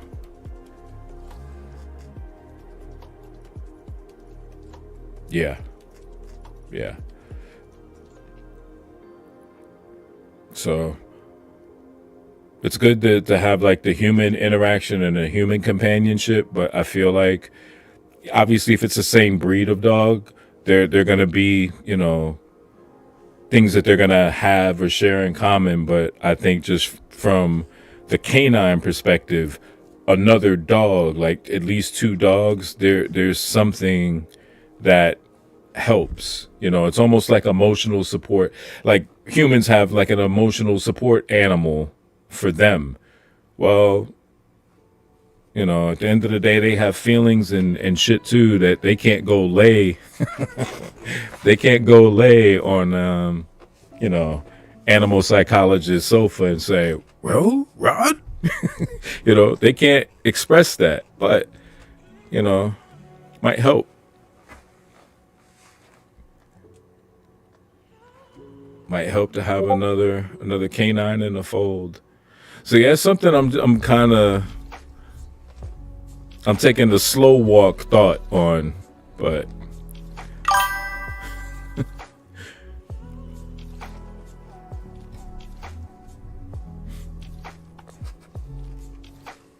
hell, the next one might actually have to be a wolf and be like, listen, grocery prices are high, and yeah, so Bentley his food is already allocated. You, sir, unfortunately, you're gonna have to kind of hunt for your own food. I'm sorry. Keep what you kill. No. How long have I been trading futures? About 2 years.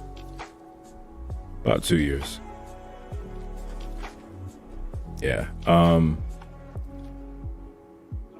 And despite and regardless to what happens, I actually enjoy it. Like, it's what I'm doing right now. I could just do it regardless of like the outcome. I enjoy it. The whole idea behind speculating in and of itself, love it. Now, if I had to go back to currency or Forex, I don't want to say that would be the thing that would make me stop. It probably wouldn't, but I am not even remotely interested to ever crossing that bridge again. Just not after understanding price when it comes to futures, spread, and then the commission and all of that. Like, yes, there's slippage and everything else here, but not like it is on that side. That is, it's borderline robbery. So, but yeah, it's been about 2 years.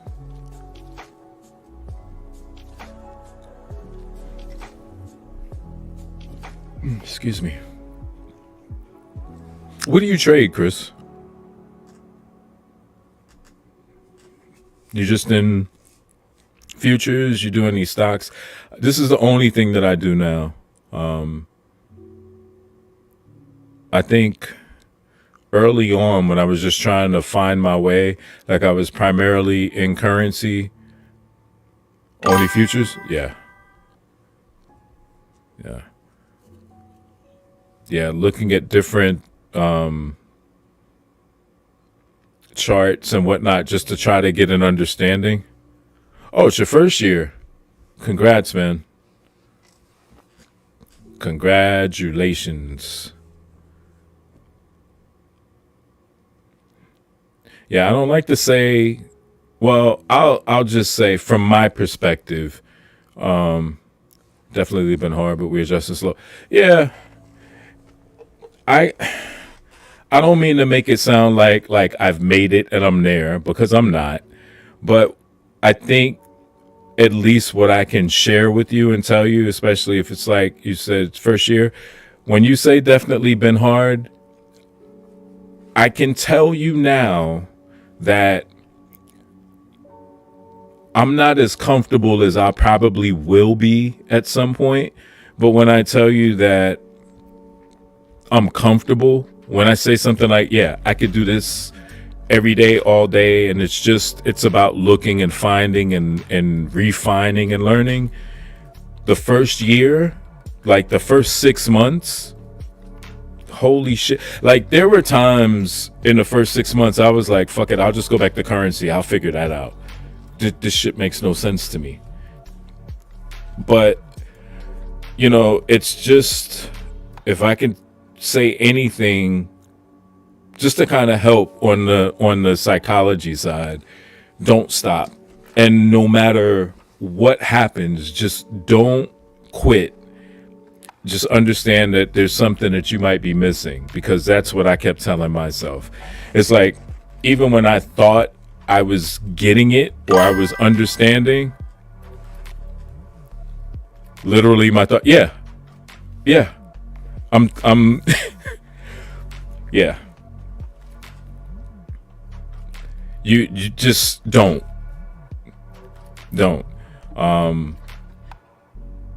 If and this is something else that we all kind of share in common too. If you've been talking to anybody in your family about this, no, hey, brother, no problem. That's realistically, what, like I said, why I kind of wanted to take like this space and do these kinds of things. It's not about any kind of clout or what I'm trying to achieve. It's literally a video journal that anybody can come and say, hey, who's this guy, and go through videos and channels, because for the average person, this is boring. They're like, oh my God, where's, the music and the parade and all of the interactive graphics? And I don't have a whole lot of that crap, because the unfiltered version is kind of what we go through, what most people don't see. you know, and it's not all glamour. Like, yeah, you could win and have good days. Nobody support. Yeah. And that's, I think we probably go through, depending on how you're wired. I've always kind of been wired that I've never really given a shit about what people think, right? And to some degree that even correlated all the way back to like my own blood family. Like, if I'm not doing anything that's hurting somebody, right, putting anybody's life or livelihood on the line or in jeopardy, and this is something that I want, like you said, you want to do it, it's something that's self-fulfilling, you can fuck off and you don't have to listen, you just do whatever.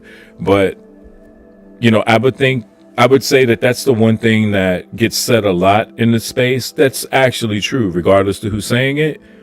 Keep it to yourself, unless we find ourselves like, as you've come, I'm live streaming, you come into a live stream, and then there's that interaction. And I feel like having this conversation with you helps me psychologically. It just, it does, you know, and most of the conversation, honestly, outside of, you know, the trolls that'll pop in from time and again that are being trolls. You know, what are you looking at? How long you been? Why aren't you looking at, you know, whatever it is? But it goes back to just having the conversations that you can't have maybe when you're offline, or, you know, you go out to eat with friends. You can't have these kinds of conversations and say, man, you know, kind of like today, Powell speaking, I wonder what that's going to mean for the rest of the week. What other economic, well, you can't have any of that. You literally have to sit and you're either journaling physically in a notebook, or I do my notebook and then I'll go into like my own Discord, and then I'll just, you think I was typing out a damn essay to turn into a professor, but it's what we need, you know. But yeah, just don't quit, man. Stick with it and document everything. Document everything. If you don't have like the time, say maybe to write everything out, there's a guy that when I first started back live streaming, that came into the chat, and we were talking, and I said to him, I told him, and then he said he had just started and he does it too. I just said it to you. Make yourself a Discord, or if you don't want to do the Discord, you could literally do it in like a spreadsheet, or you could just keep it on your computer, but keep something open. And this is not so much just for like execution, but if you're watching price, it'll help you screenshot the price or make the annotation and then copy the link. I say Discord because I could come up here and I could copy the link and then go into like my Discord channel and say, this is NQ1, this is what I was looking for, or something like this, and say, looking for 50% of the AM liquidity to be traced back to, right? So I might draw this out and have one screenshot before this happens, and then copy that link, put this in that same one. And literally, it's not a, see, I knew this was going to happen. It sets everything else, like you build yourself a pillar to say, this is what I think, this is how price moved, this was the reaction, and you build like a data set. That by itself is like your data collection. So rather than have to rifle through maybe a notebook, which is good, for maybe your interpersonal, you could write that out. But for trading, an electronic journal that you could go read through what your analysis was and look at the screenshot, that's your data set. So when you come to the chart and you're looking at something and you go, I don't know. That's why sometimes you'll see me, or I'll be here and I'm looking and I'll talk out what I think and what I see, and then I stop. And then I stop talking, and now I'm looking at other things. I've documented quite a bit. I'm not going to say everything, or, I've documented more than I could keep count of, but it just helps. That's muscle memory in some cases. So, yeah. To recap, yeah, absolutely. Recap and backtest. And don't use, I can't tell you not to. Be limited with the replay tool, because I didn't believe, I heard like a few years ago, somebody basically said, if you're using the replay tool, you'll handicap your understanding, not your ability to learn, your understanding of what's happening. You'll handicap yourself. And I was thinking, wouldn't that promote my understanding instead of handicap? Because again, how we can be diametrically opposed. Because if you just go back in price and you look at where it developed, how it formed, you'll see so much more than what you'll see in a replay tool. It probably doesn't sound like it makes sense, but it helps you see like everything. I know that doesn't make sense, but I've become, I don't even have like anything scripted. I have nothing scripted when it comes to this channel, videos, nothing. Intro, outro, I don't have any of it. So following in that same theme and path, I often will say, don't believe me. Just go in and look. If you see it, you see it. If you don't, and you go, I don't see it, he's full of shit. That, perspective, prerogative. That's, it's on you. It's up to you. So, trading your, yes.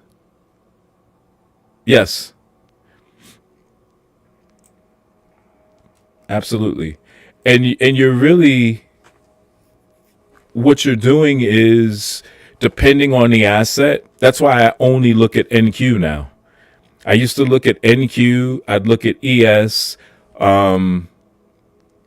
or if you, because it's the same instrument, but from a micro mini perspective, you could look at NQ and then look at MNQ. It's the same thing, but if you maybe you're charting one way on NQ and you want to look at something else on MNQ, you can do that. But it helps you identify price delivery in that instrument.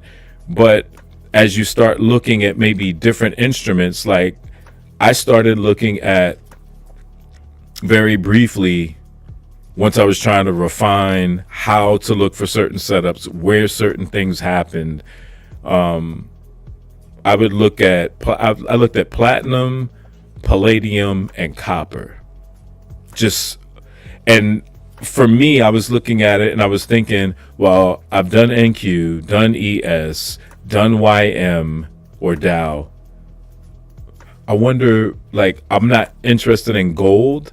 Let me look at the alt gold. So let me go to platinum, palladium, and then let's look at copper. The one that responded like almost in line was copper.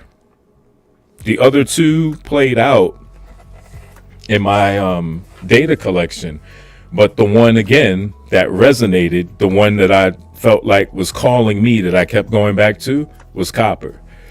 Kind of like NQ after that first 6 months when I was in futures, because I was looking at NQ and it just wasn't favorable. And I went to ES, and 3 months in the ES, I said, I don't know what, again, so do the math. 9 months. I think I know, but what the fuck was a lot of, and I just made a decision. Something said, hey, go back to NQ and stop executing. Don't even do it in a damn demo. Just watch, read, learn, develop, document, screenshot, and watch it. Just watch it. And slowly but surely, watching certain things happen certain times a day, going back and looking at price delivery, time, when certain things happen, what you could look for late in the morning that happened from the previous Asia set. Like, the whole world just kept opening and unraveling itself. It was like every week or every couple of weeks, I thought like I found, like, again, that missing piece. But as we kind of all know, there's not one little missing piece. It's literally, you're just building, you're stacking the confluences for your position, or you're stacking like those components of foundational understanding to where some things you could just look right at, and because you've built, again, the data collection, you've been able to validate the trade idea, the plan is already laid out. So it's a matter of just looking at it saying, okay, I'm going to take this, and this is why. Like right now, all this talking, we've run the 50. It's 12:04, and we're back into this area. So I'd like to see if we get down here.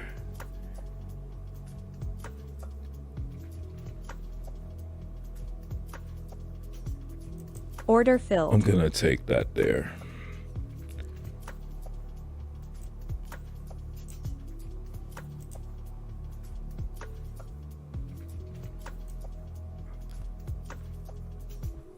And I'm going to be somewhat risky.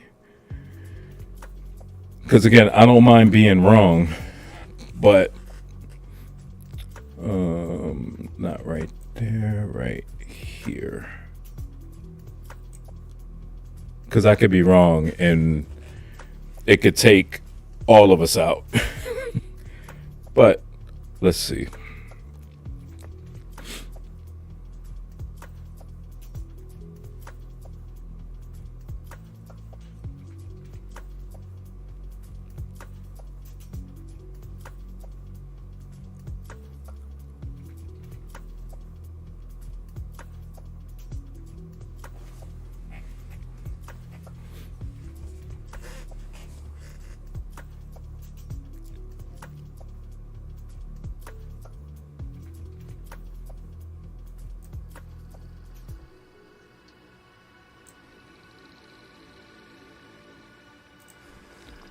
Yeah, but I didn't mean to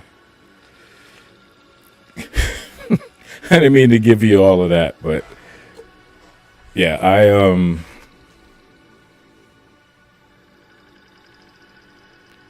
feel like I'm some kind of passionate about just the markets and price, and it's not a no problem, man. No problem. There was a point in time where I needed it too. I just I didn't have anywhere to go get it, there was nowhere to get it.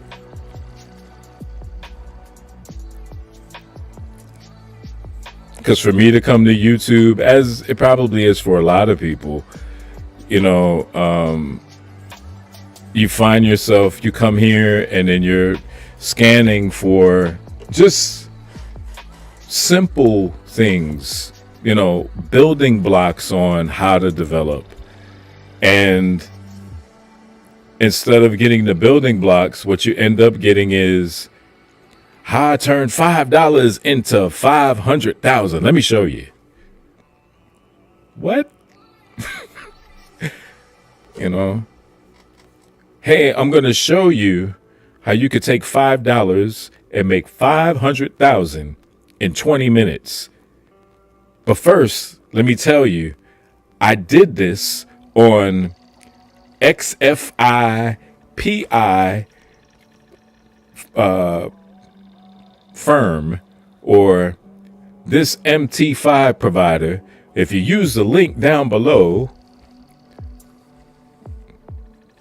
or my all-time favorite, this $500,000 to $500,000.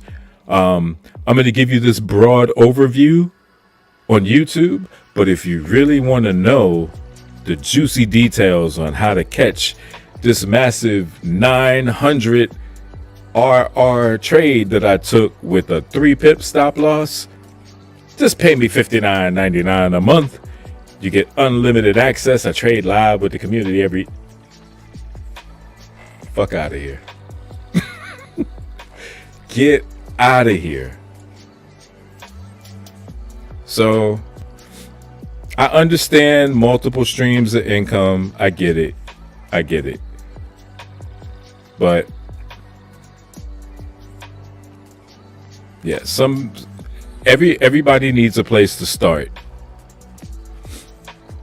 And if you're trying to monopolize or capitalize off of everybody in that regard, I always feel like, yeah, that's not cool.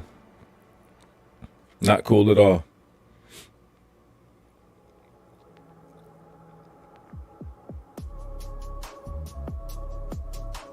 I might have been wrong. Maybe we do retrace the whole thing.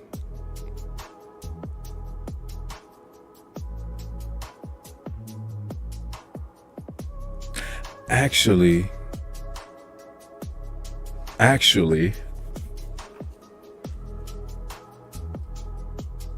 this closes in 30. This is going to close up.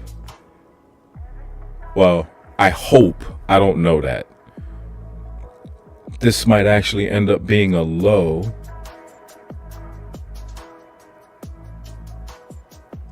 Which is going to give us...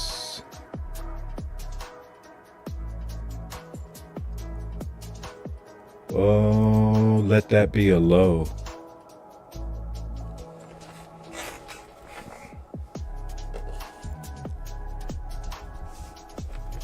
And I'd like to see this candle.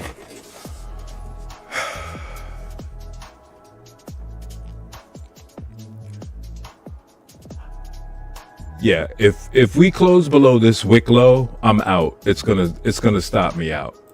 And then we just have to start from scratch. And I would scrap like the bullish bias until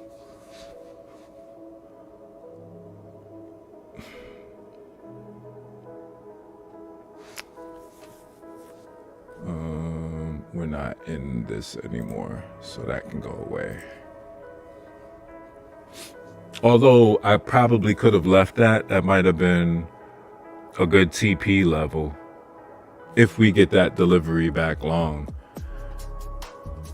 So yeah, I'd like to see this hold as a low,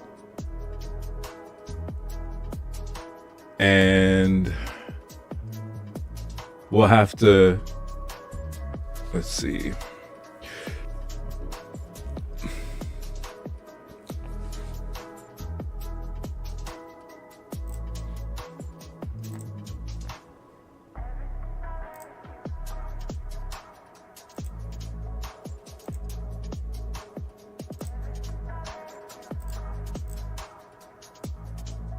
So that can go away.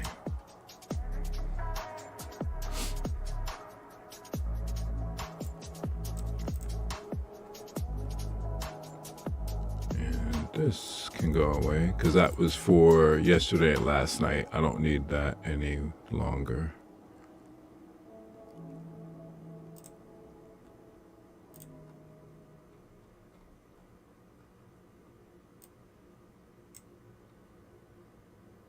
So yeah, this was a bit, I will say it was a little bit aggressive, but it was back within the range I was looking for price to come back into.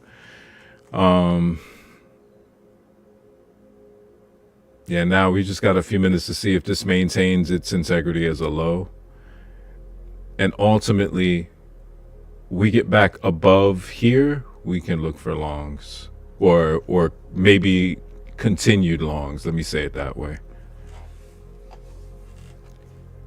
That's how I would interpret that.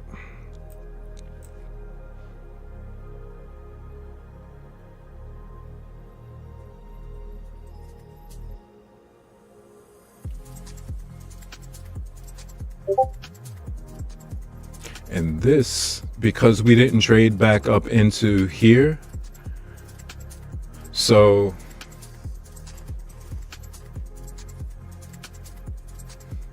this is probably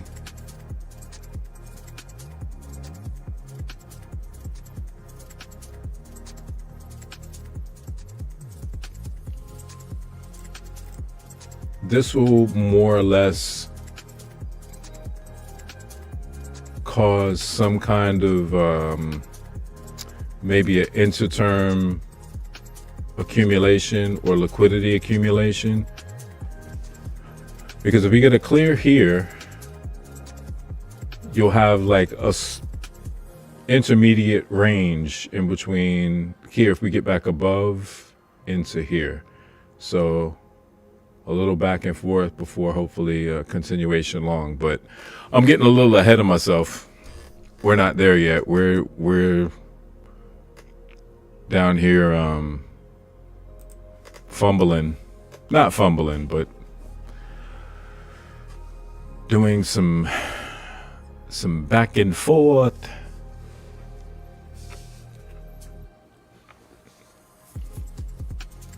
Around the lunch hour. So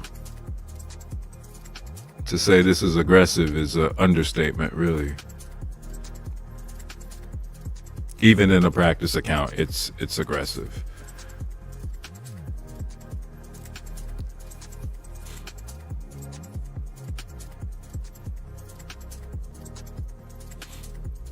But I will be somewhat thankful, honestly, because the fact that price moved back the way that it did, and the fact that I could take this in a PA, also lends itself and helps me not want to take, a combine trade or anything like that, because I don't really like the way this came back. So rather than me be sitting on the sideline going, structurally, I can appreciate how, but from a time perspective, not really.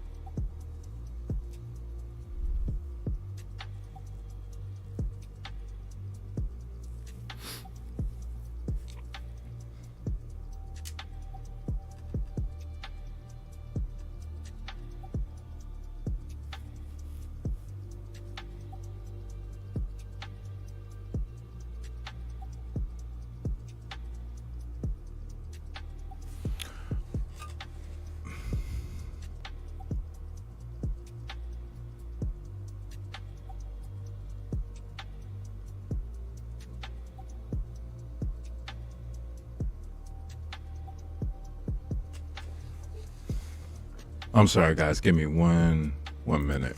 Sorry.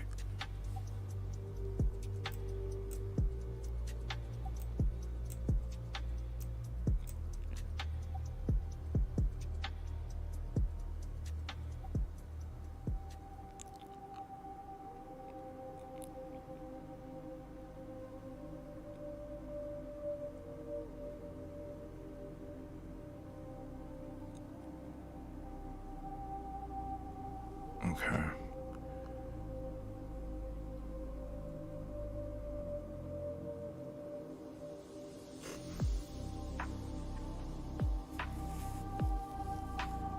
So back inside.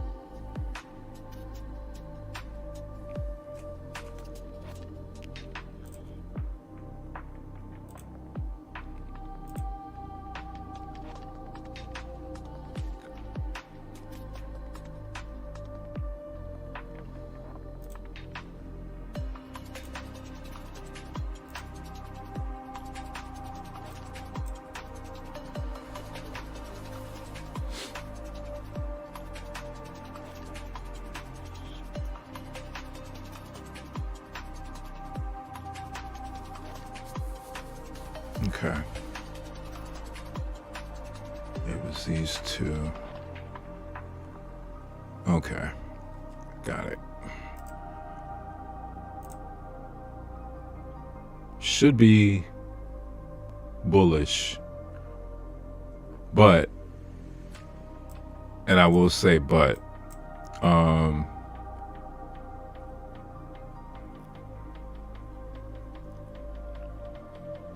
this is probably going to cause a fair amount of resistance going into PM, or it's going to cut right through this and we start PM on the other side, and then it's a back and forth until we get up here. But I think this is, how should I say, this is a generous area for take profit. I don't know. It just depends on how the rest of the lunch hour plays out and then the PM session. But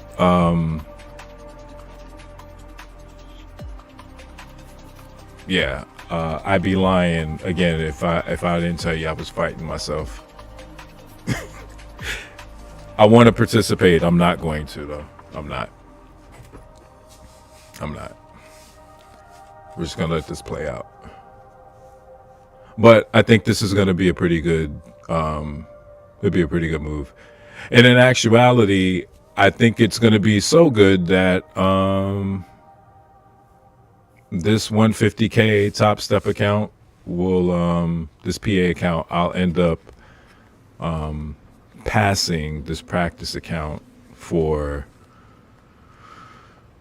what, the 5th time in 2 months, because I passed like these practice accounts, which is ultimately why I ended up getting a 150 Tradeify account, right? Just to practice, using not more contracts, but still only using one contract to get 9,000 in profit on the accounts without hedging the damn farm. Because I mean, honestly, this is still a big stop. It's about $1,200, honestly. It's about 12. The position here in relationship to this TP, this would be a 2-to-1 if it delivered. In here, it's going to be about a 1-to-1. But there and again, it's like, even if you can, which is going to sound crazy, if you get 3/4 of that 1-to-1 or 0.75 reward to 1 in the risk, you're still looking at somewhere between maybe like 6, and just using one contract for NQ, so you'd still be like $600-700. So even if you wanted to take that, close the trade out, you could do that, right? Or move yourself to break even and just go completely risk off. I don't want to say as soon as possible, but as the structure prevails that allows you to move your stop, you can go risk off.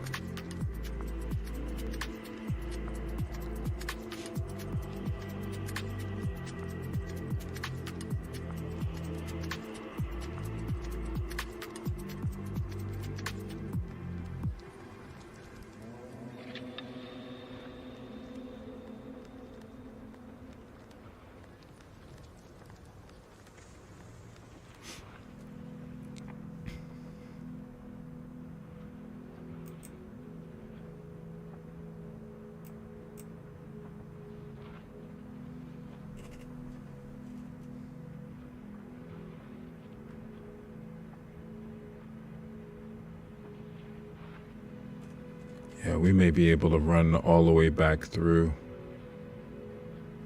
See if we can get back up into like the 815s, 817s, if we can get through here.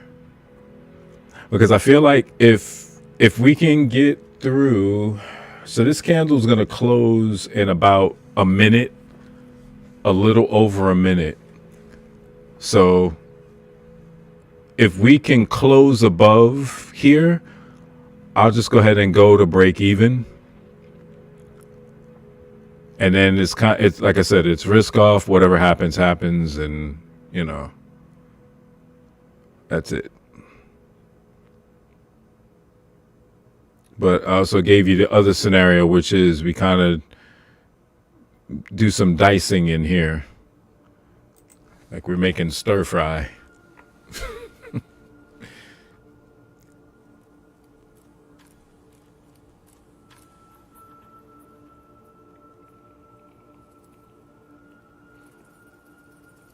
All right, 15 seconds for this closure.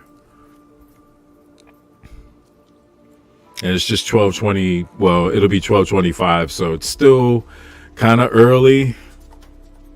So closing above might be a little aggressive. It's not exciting enough, but let's see. Maybe we get this 25 to close through. Because now you've got fair value sitting here. And the beautiful thing about this is now you have an inversion. So we were bearish, we've closed, and then if this pushes, it's going to give us the full context of an inverted fair value that's going to be looking for bullish price from here. So again, just the context, the closure above, if we come back in, you're kind of only looking for consummate encroachment, if that. But as I am usually, I was preemptive just in the move back because of the liquidity run on AM. So as I have been in the past, I would be subjected to a bad entry because let's say this closes above or it closes where it's at, right? 1, 2, 3. That is my fair value candlestick structure. So ultimately, if price wanted to come all the way back and pair off of this candle or wick through, it doesn't invalidate the fair value. I've got a bad entry that's sitting here. So if I leave my stop down here, no harm, no foul, it could do what it's doing and potentially resume the longs. If it ultimately shorts out, yeah, we just lost it. However, if I move my stop to break even, I've compromised my entry, which is why I said it's a bad entry.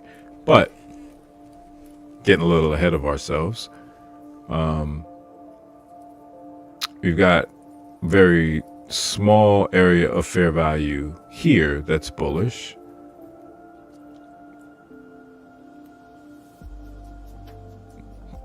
This is probably, or maybe a shakeout for people that don't trade the lunch hour. You shouldn't trade the lunch hour.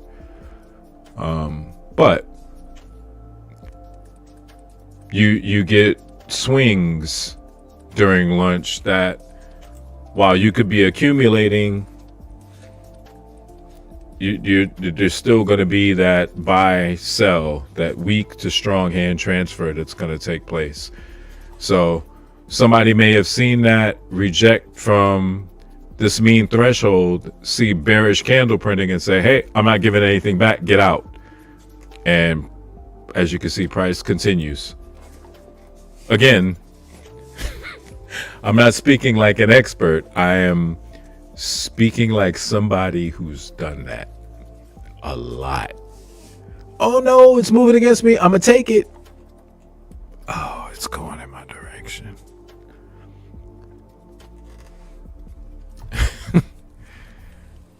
The worst thing you can actually do also in times like that, I don't know who needs to hear this, but when that does happen, the worst thing you can do is say, man, if I'd stayed in, I would have gotten to stop. Instead, what you can say is, I wasn't sure whether or not that was going to close above or if it was going to come back to my entry. So I'm going to take what I was given now and let's watch and see if it delivers. And stop right there. Don't ever look at it from a perspective of I got out with a partial profit of what I was supposed to get, because you're not supposed to get anything specific. I know you're like, huh? Yeah. There is, my TP might be here, right? Specific level. Is that the amount I'm supposed to have for today? I want you to think about that. When you establish your limit orders, your take profits, your stop losses, stop loss is a fixed risk unless you move it, right? But if it's a fixed risk that you move, are you supposed to get a certain amount, right? If you move it, you get what you get. So in the case where you're looking for price to progress higher, or, out of a consolidation or an accumulation, you're looking for higher price, it starts to move against you and you say, I'm going to take this $100. My target was at 6, but I got 100. Okay. Well, listen, it's moving against me. I'm going to take this 100. Let me sit and watch and see if it delivers to that 600 level. Be okay with that. Be okay with that. Because the next time you come in, and there are always alternative factors to the next time you have that setup. The next time you come in, you may be overly aggressive and say, hey, last time this happened, it moved against me. I got out, I got 100, it ran to the 6. So I know it's going to go to the 6. No, you don't. No, you don't. You just have to be mindful. It's muscle memory. It's understanding what's going on. It's looking for pitfalls and danger where they may exist. And it's a process of just eliminating as many mistakes as you can and taking what you can off the table reasonably without like the personal objective that you've cut off your own nose to spite your face. Like you took less than what you deserved. That's never the case. If you're pulling money out, if you're extracting, if you're operating from an edge, as it's referred to, or, you're as I like to refer to it, your proof of concept is showing you a way to be able to negotiate more success than failure. Take the level of success that's being offered, because there's always another opportunity. You just have to be patient. Just have to be patient. And that's hard for a lot of us. I'm not the most patient person in the world, so. No problem, Chris. I am trying to work towards being live every day.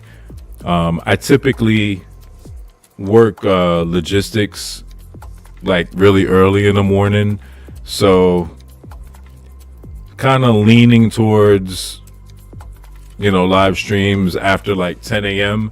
But because of when I get back and the time and a lunch hour and a PM and all of that, don't really know. But yeah, I'm trying to lean in that direction. Yes.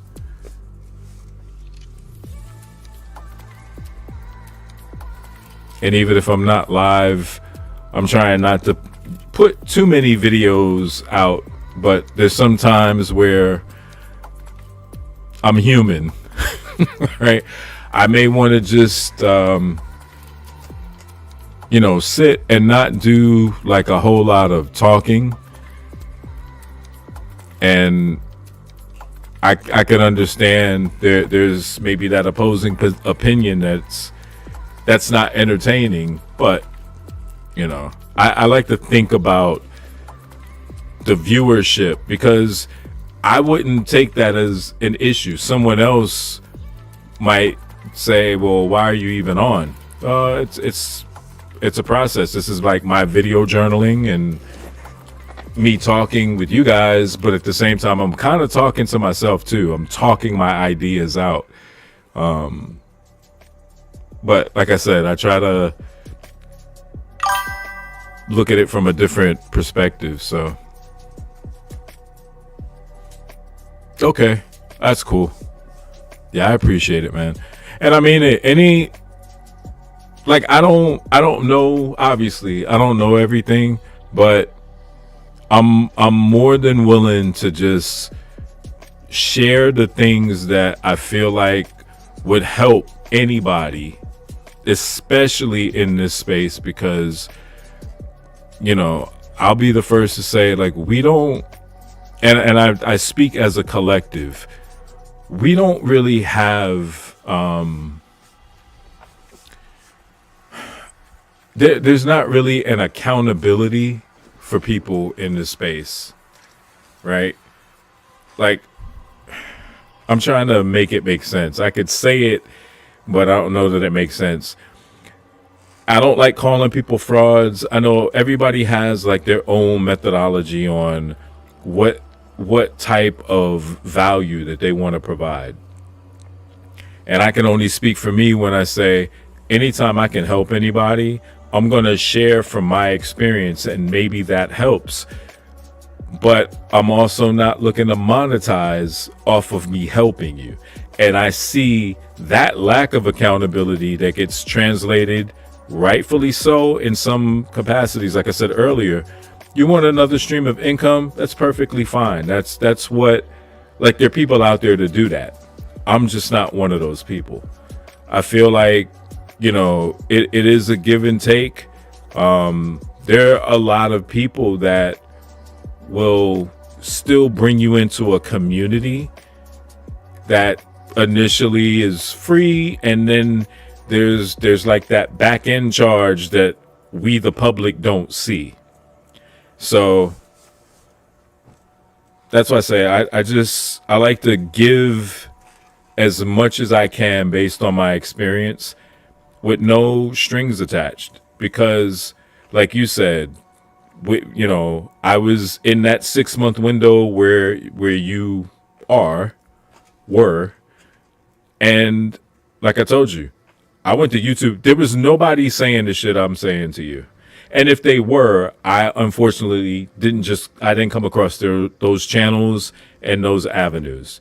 But I think I looked long enough to see who's saying what, and It wasn't as plain. It wasn't without, like I said, some sort of membership or fee. And honestly, I don't think it wasn't transparent. I wasn't watching people lose on stream. I wasn't watching people explain what they were looking for. And when it didn't happen, and anybody could go through my channel, y'all have seen me lose, what, $800 in a trade? You've seen me sit through drawdown and bullshit in chat and get within 1 pip and a pipette of getting stopped, price go back into, profit, and ultimately I lose. And it's like, lost. Oh, well, hey, didn't work out. Thanks for hanging. You don't see a whole lot of that. And I feel like for anybody that's looking to come into the space or they're interested, I'm not the only one. I know there are other people that are there, but you have to be able to see that real side. The money, the houses, the cars, that to me, that's like less than 1% of what it's really about. So I'm gonna get back off my soapbox. I'm sorry. But I feel like that is so incredibly important and it gets missed, It gets missed.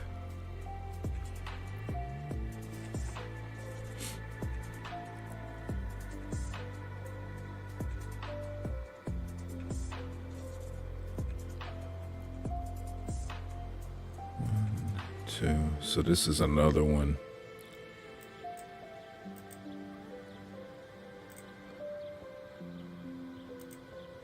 That's another one. This one, don't want to see that get traded back into.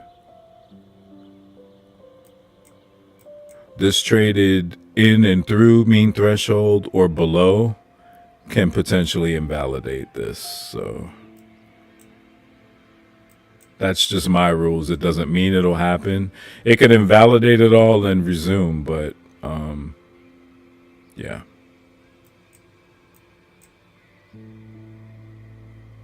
There is that. Yeah, 1240. I just think that this is happening because we're not into PM session, and this move back was taking place just as the lunch hour was starting. So yeah, we'll see. This is a companion candle. And by companion candle, what I mean is this candle, and this candle make up this high. This candle and this candle technically can make up a low structurally. Why would that be important? Because that's a low by definition, right? This would be a high by definition, and then this would be a higher low. So it would give you the concept and a perspective that price, if you look at it from like a stair step analogy, it's stepping back up, it's running long, versus a low, a high, here a lower low, a lower high, then a lower low, which kind of signifies it's coming back, it's not ready to run long. Kind of what might be happening here, but we'll have to see. We'll have to see. That's why I say this is kind of like my gotta watch if we close inside or below. This is probably not ready for longs yet.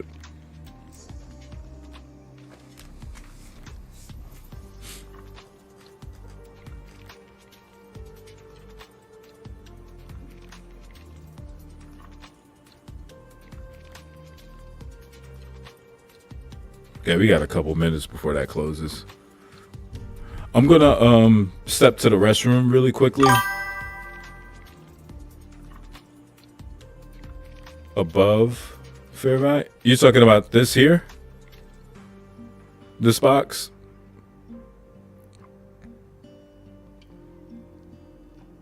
If you're talking about this one, this is what I'm looking for to kind of validate the idea that we're set for longs and we're only looking for higher price here. That's what this is for. So once I see price, use my path tool here. Once I see price above here, if it comes back, if it retests, that's fine, but I'm looking for higher price here. That's what that one's for.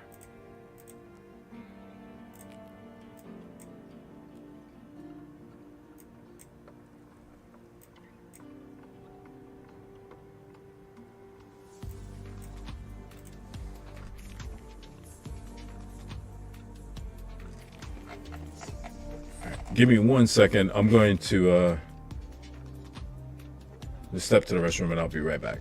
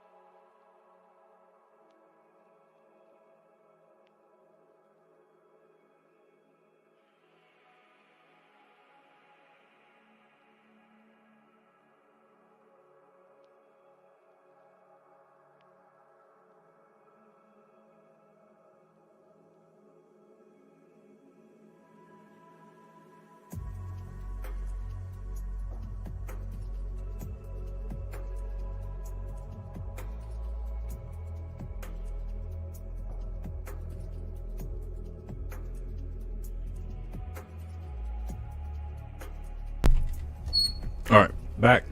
Thank you.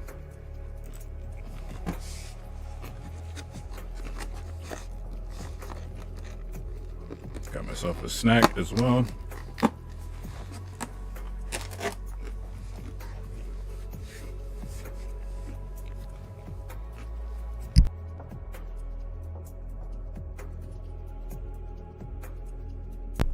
Try not to smack in your ears.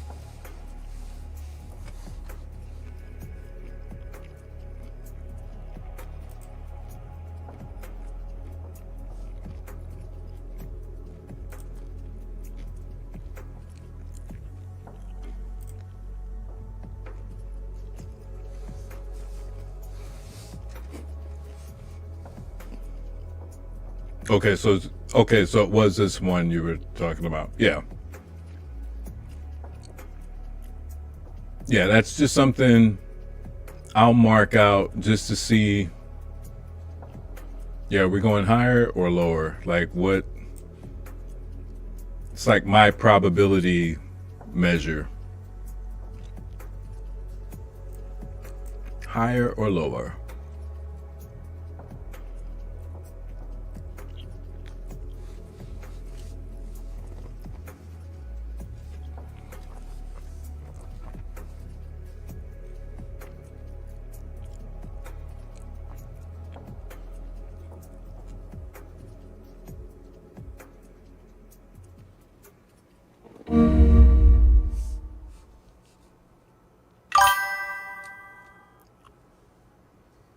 Anthony, thanks for the sub. I appreciate it. Thank you.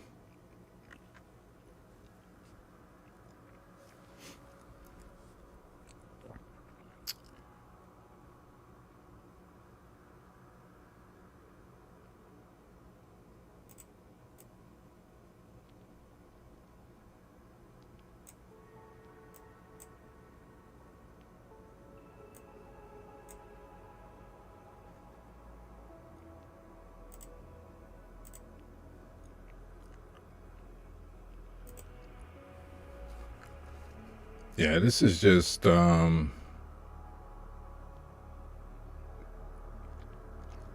it's gonna be like this. So couple things.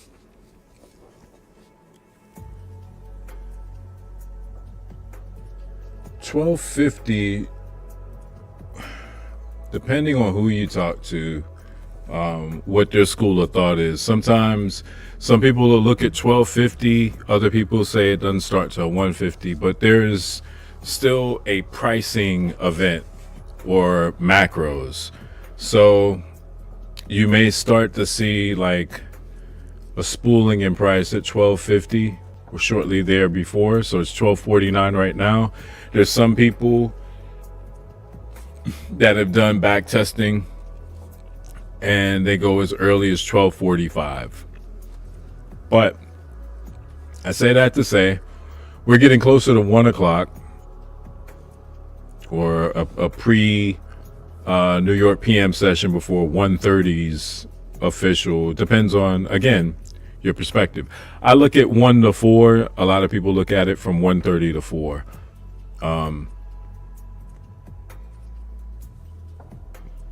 Tomato. I think that, you know, if you're looking at the overall, one, a few times I'll probably say something like both can be right. It just depends on, again, narrative and perspective. But we're at $12.50. Let's see if we get a spool and a move in price here.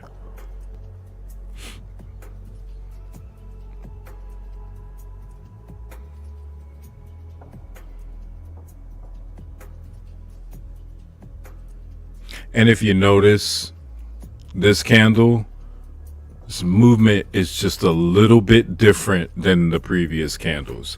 So if as I was, you progress in your understanding and knowledge, and you've watched price to whatever sufficient level when you could say you've watched price enough, when you have naysayers or people that say certain things to you like, yeah, that's not what that is, or that's not what that does. It's kind of like in real life, right? Where you realize you don't have to defend the position. Everybody's entitled to their opinion. You don't have to agree or disagree. You could just simply say you've done your testing or you've watched, and yeah, you just agree to disagree. But we'll see. See what this does. Obviously, from where it is right now, we would want a push long.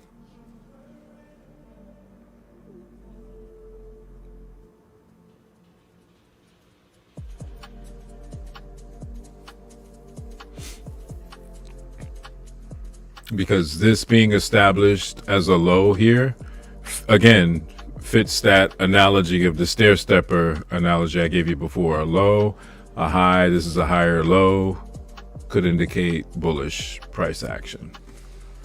So we shall see if it wants to cooperate.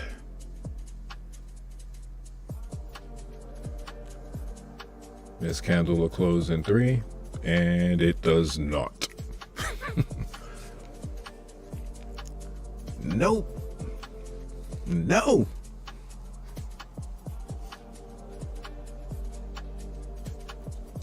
I wonder if it's gonna reach back here.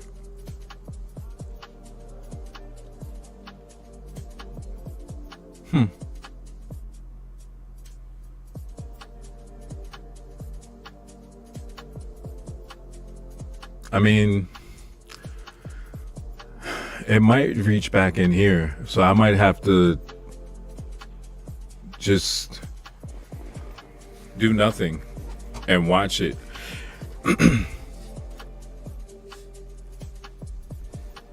Because, I mean, we're still in, this was such a large area, right? Such a massive area of fair value. So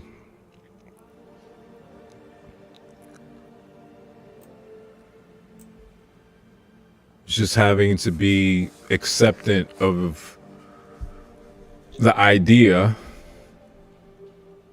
that even though I don't want to trade it back into, again, that's my personal preference, but structurally, price could give two you-know-whats about what I'd like to see happen. This is still the first fair value after we've come back into this larger area of liquidity from this morning. So this literally could have been the low for price to turn around for bullish price action. It left us two areas of fair value. It may have to come back into this first one.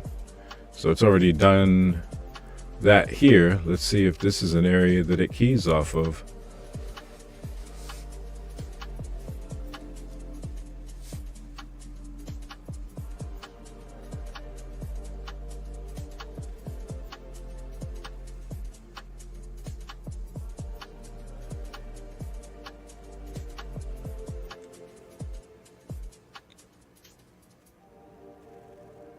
And we got 30 seconds and then this candle's gonna close.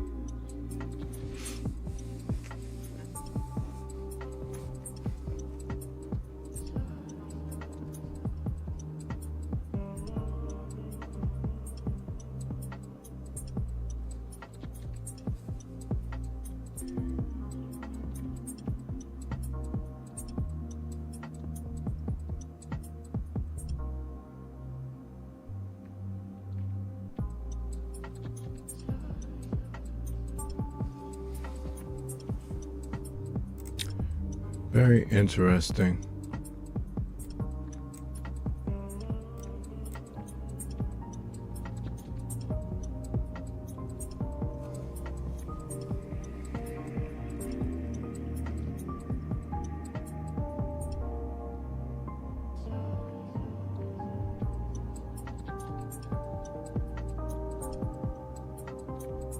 Yeah.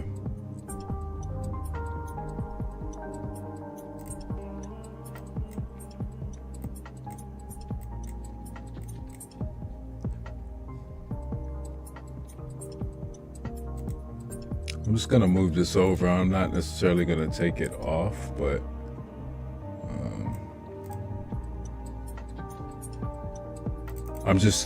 I want to see what the mitigation is. That's why I want to move it over for this first fair value gap.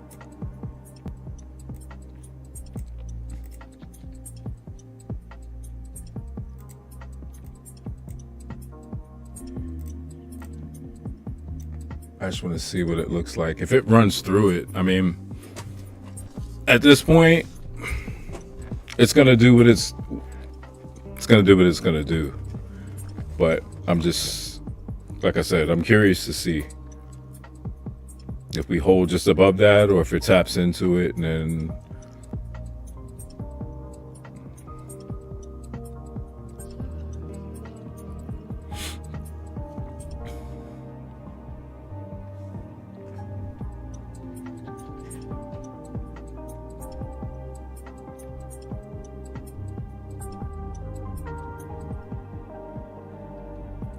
we got a few minutes before 1 o'clock, actually. I appreciate you guys for hanging out, man. I've been running my yap here for 3 hours. It's crazy. Doesn't seem like it's been that long.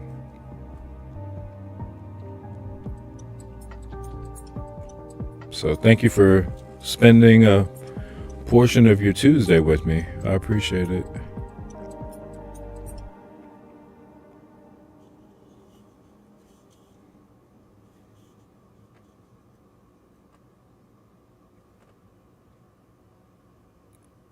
Yeah, a little under 2 minutes.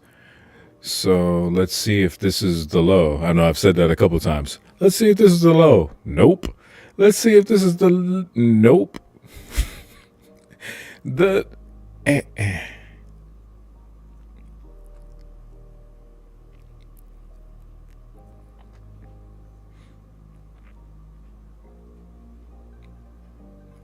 don't know. I might be helping whomever that was looking to see if it was possible. He was like, yeah, he didn't get in at the best price, so let's find out what that is. Yeah, follow this all the way back down. But I mean, even though it was a market order, it's not too bad. So we got less than a minute to go. So let's see if this holds or if it becomes the low.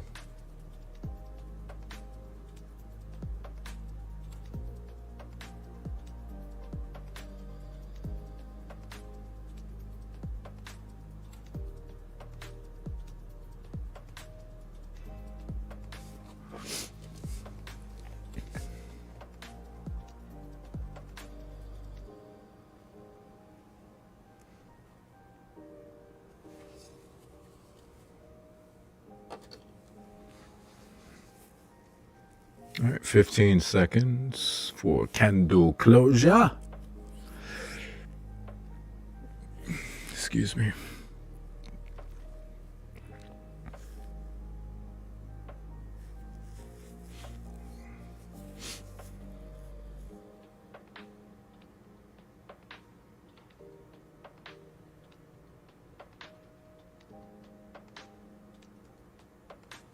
So this is interesting.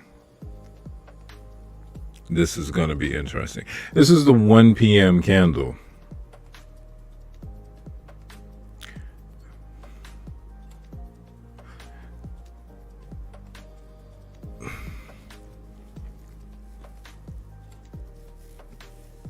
I think I said a month ago, I talked about specific candles and specifically top of the hour candles, and I said I was gonna actually make a video talking about that.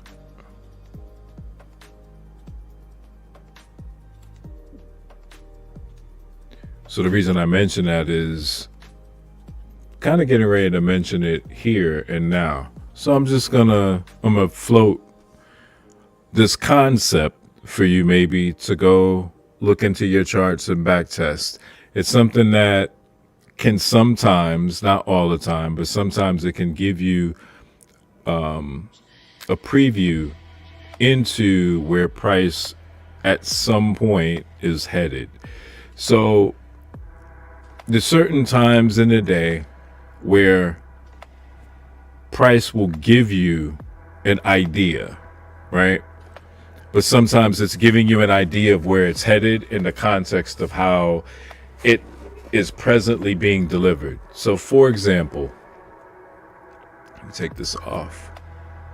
For example, let's move that out of the way. And here you have the 1155 candle. We can see already that price has moved down, but this is where hindsight is actually good, okay?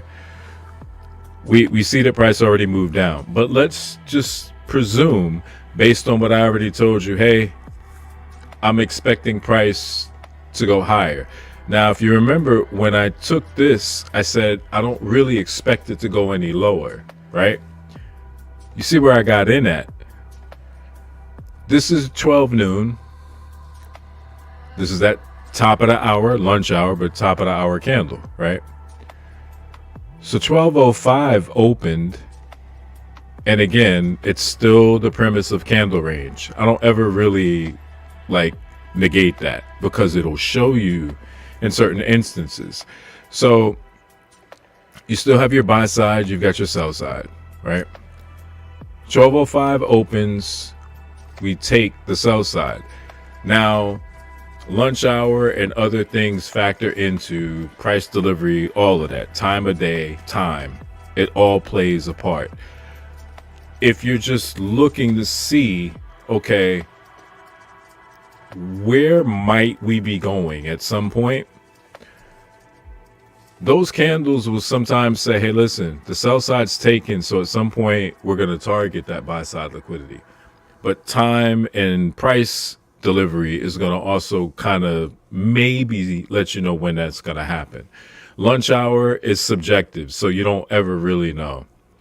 You could presume it's the PM session, but as you can see, if you just look over here, this is 12:25. We're still not into the PM session. We're still in the lunch hour. So there's too much discretion, right?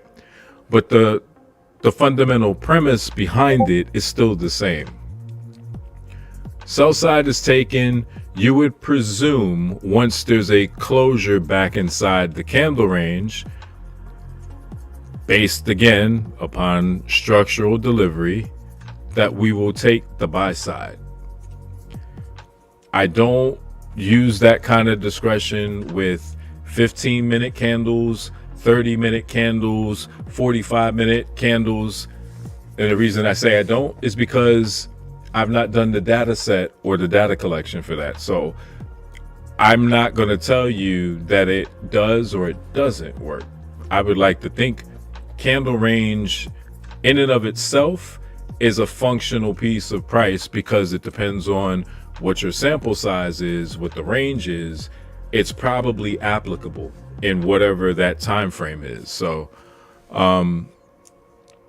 this was one of the reasons why I said what I said. Like, I expect higher price based on this candle. Now, the same thing could be said for what? This is the 1 p.m. candle. What did we just do here? What did we just do? We took the buy side. Right? And again, we go back to, well, you said top of the hour. I did.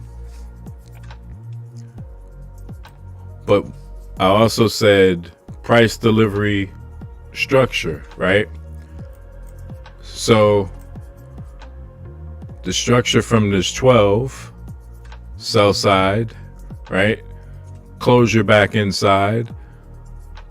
This 12 was taken here at 12:25, right? So let me move this back out the way. I don't want that to be an obstruction. So again, we're talking about structural delivery. It's taken, we close. This candle opens, it clears buy side, right? And then we run sell side. So when you're looking at it structurally, just look from 12 back here to 12:30. I said you'd be looking for higher price. So when you get to 1 o'clock, is it reasonable for you to say, well, if this took the buy side, we should just take the sell side, right? We can.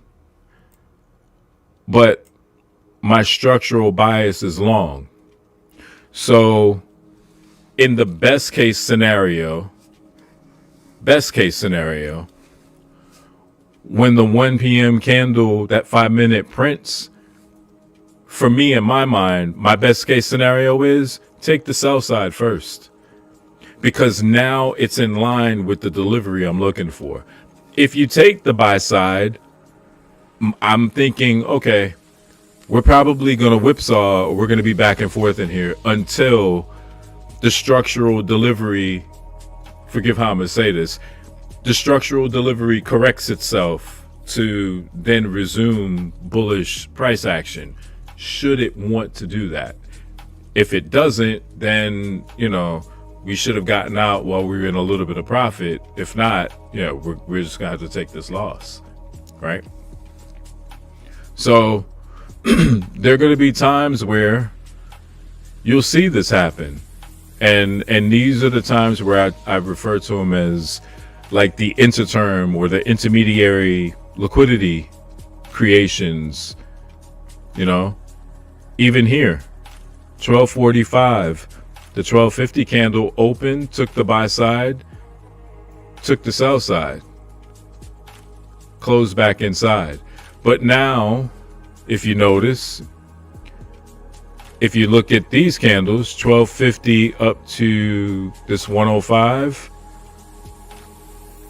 the candle it's not holding the entire bias, but it's holding the delivery of where we might be headed to as we get deeper into the PM session.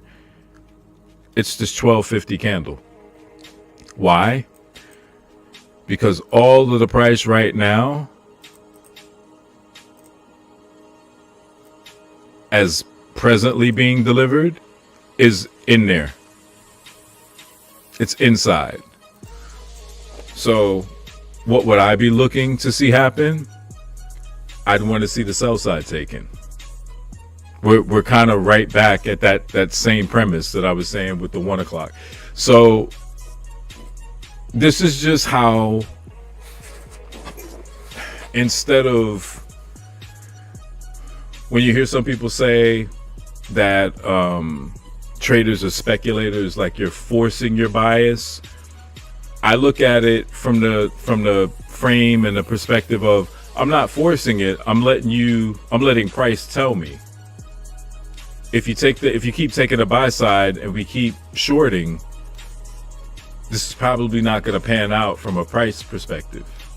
Or it's not time for what I'm thinking should be delivered. Maybe it's in the wrong time. Look at what we're about to experience right now. If it takes the buy side here, what are we looking for? Potentially, we're going to continue to look for lower price. And that's it,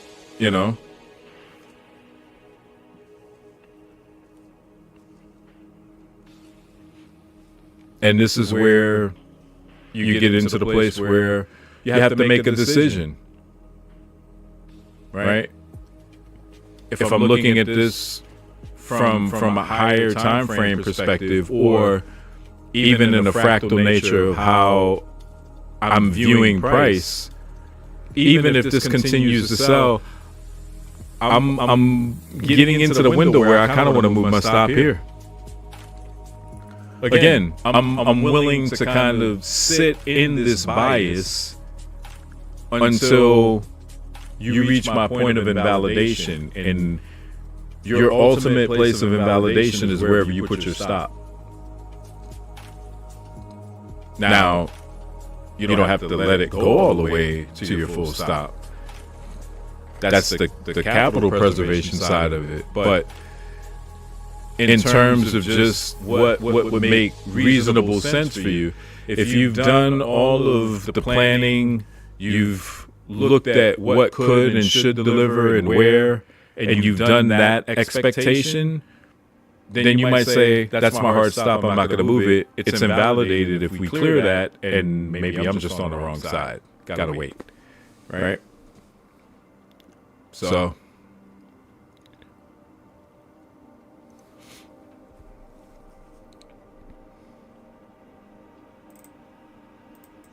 in this instance, it came all the way up. It didn't clear it, but we're not in this candle range anymore. We've taken sell side. We've cleared and wicked through this last area of fair value. We've got a few minutes before this candle closes, but at least at the initial outset, this would, I'm not going to say confirm, I'll just say that it is in line with our long bias right now. next candle could change its mind. But, you know, this is all the liquidity that it's grabbed. And if you just allow your eye, audio has an echo. Thank you. Let's see.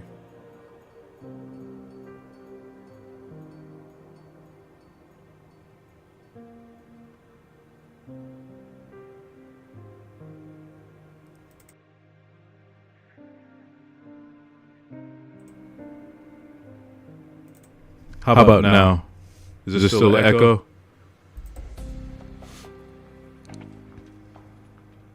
Hopefully not.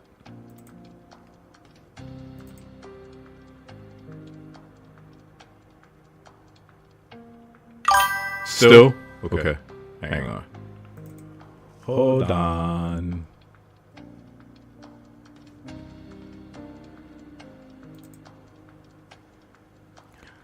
I'm trying to fix this one. I knew, I looked at it and I was like, nah, that's not going to cause you a problem. But let's see.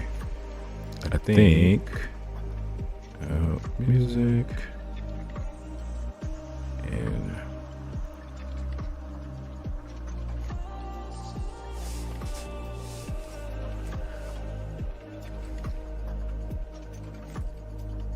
it might be. Ooh, wait, I think I know. I think I know what that is.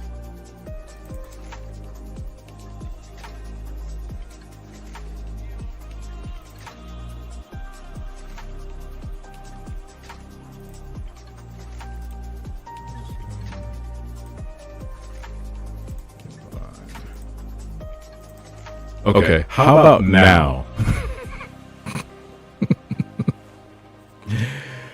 Oh, man. Thought I was done with being a sound engineer. No, I'm kidding. Is it still echo? It is still there.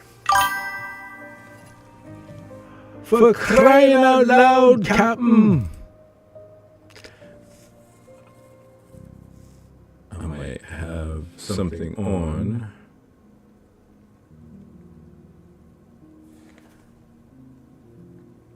I think I have one too many things active.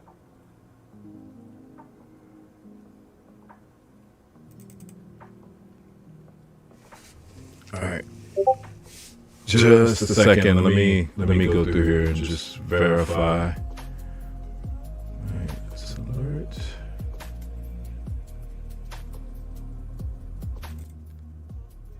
Okay.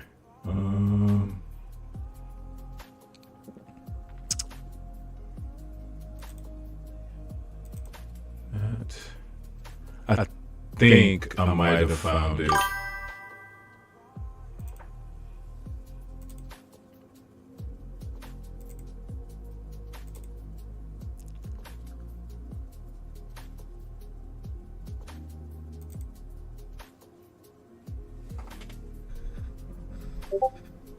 That might be, I'm trying to find a sweet spot. All right. How's the reverb with that? And I've got one other setting to change, which I think is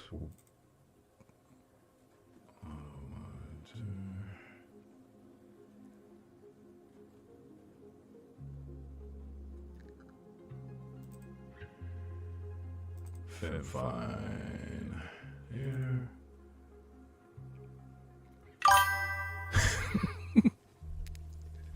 Thanks, so. Thank you, so, Bob. Sound like I'm in a tunnel. That's funny. But thank you.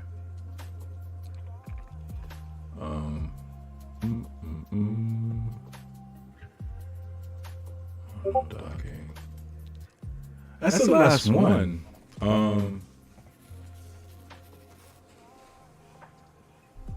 And how you doing, by the way? Thank you for being my external sound engineer. How are you today?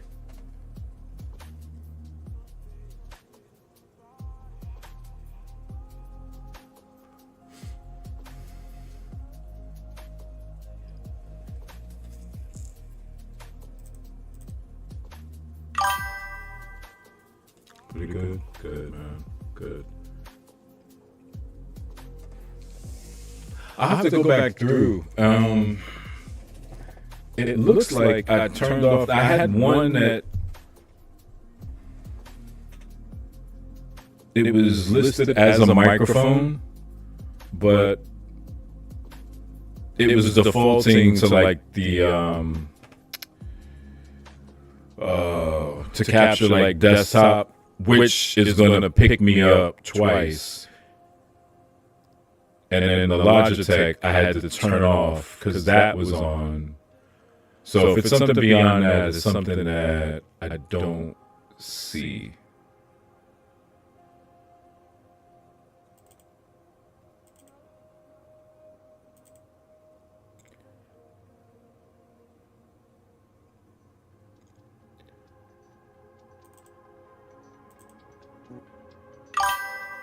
No, it's not.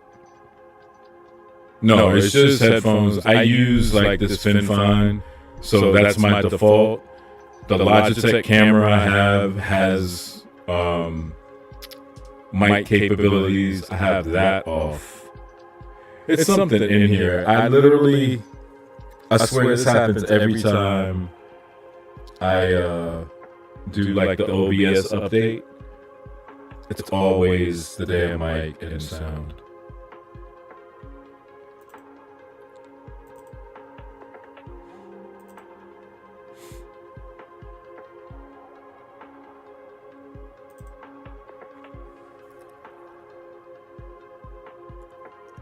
I'm just trying to fix this, and then that way I can talk and ask you if you still hear me twice.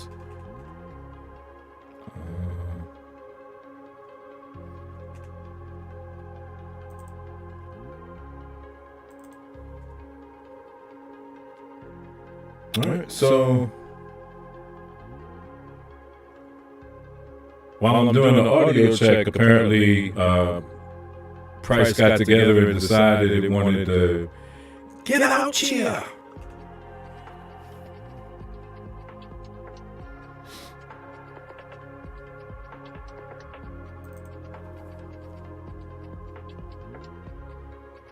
Yeah, I'm gonna have to go through and I have to go through and do some sound checks because I've disabled the two where I think it could have been coming from, but I don't know. You still hear the echo? I kind of feel like I hear it now myself.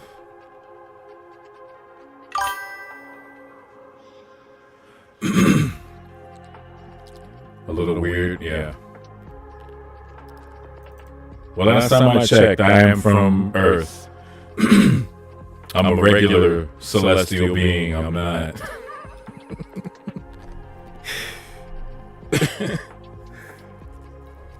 My biology teacher in 12th grade used to call me an alien, but she had no basis for that, and I can't prove it. So.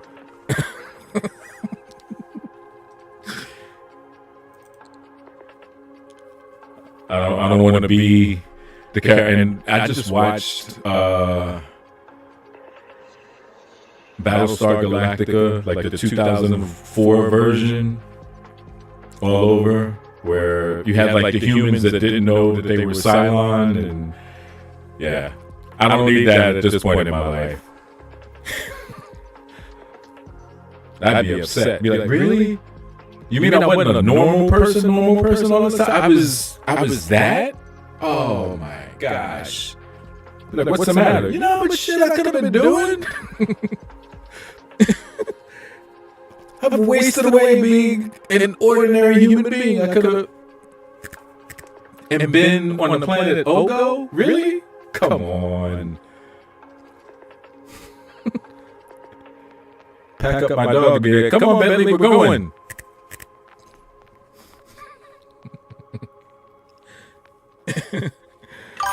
Oh man. Sound change? I don't. I promise I don't. But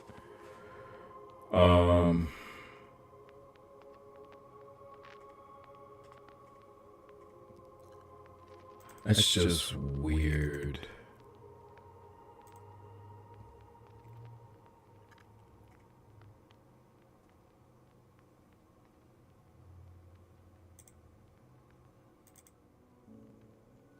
Okay.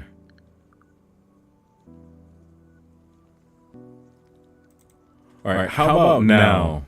Do you still hear it now? Hopefully that was it. One of those toy megaphones. Thank you. Still the same? All right. Yeah, I'm gonna have to fix this. Caca.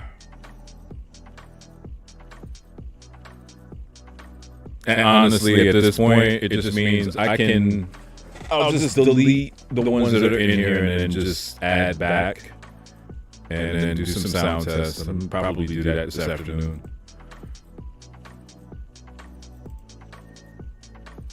So yeah, we may be stuck in this.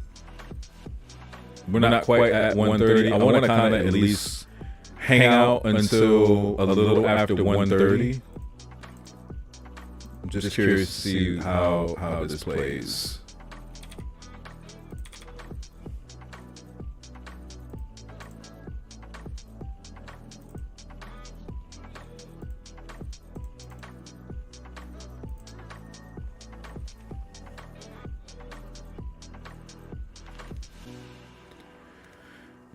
My neighbors are special human beings, I swear. Special.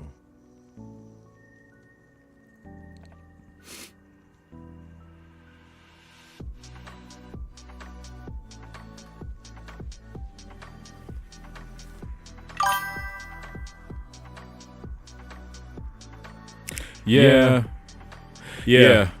That's what I'm saying. Like, it might be worth just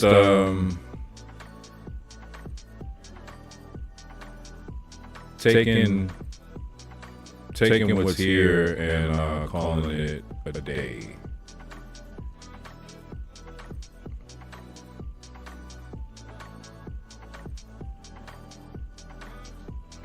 Yeah. And you're 100% right, so Pop. CPI and Powell back for another day.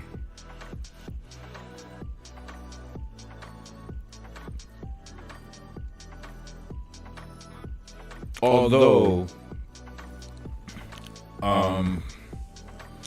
we'll see.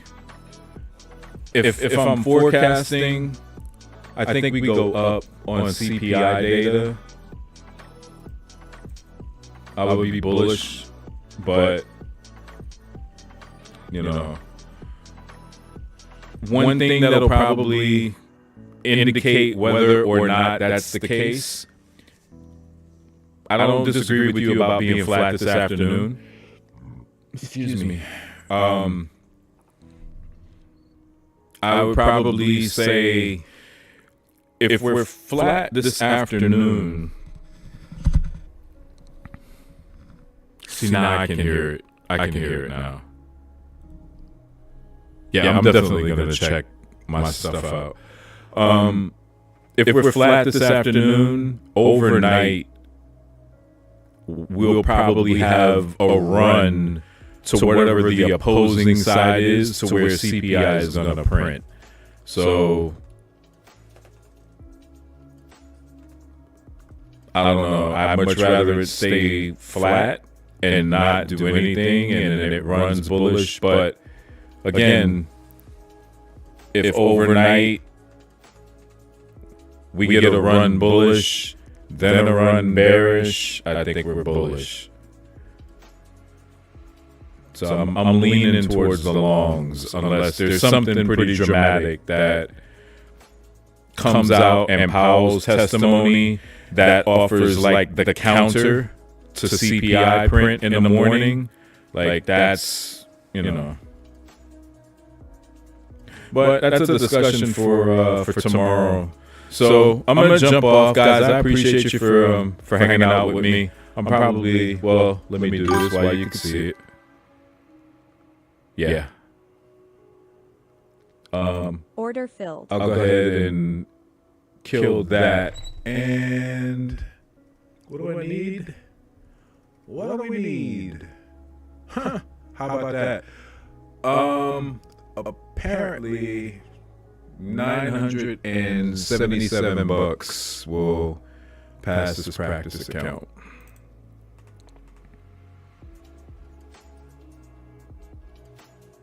Yeah. We're at 8,023.36.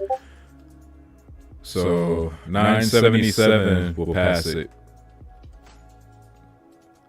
Yeah. So cool. Just continuing to practice and refine. That's it.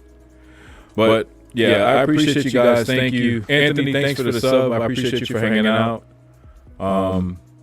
Chris, great to talk to you. I meant what I said. You need anything, let me know. And Cell Pop, if you're trading tomorrow, good luck. And I'll see you guys probably after about 10:30, 11 tomorrow. All right? So everybody take care. I'll see you.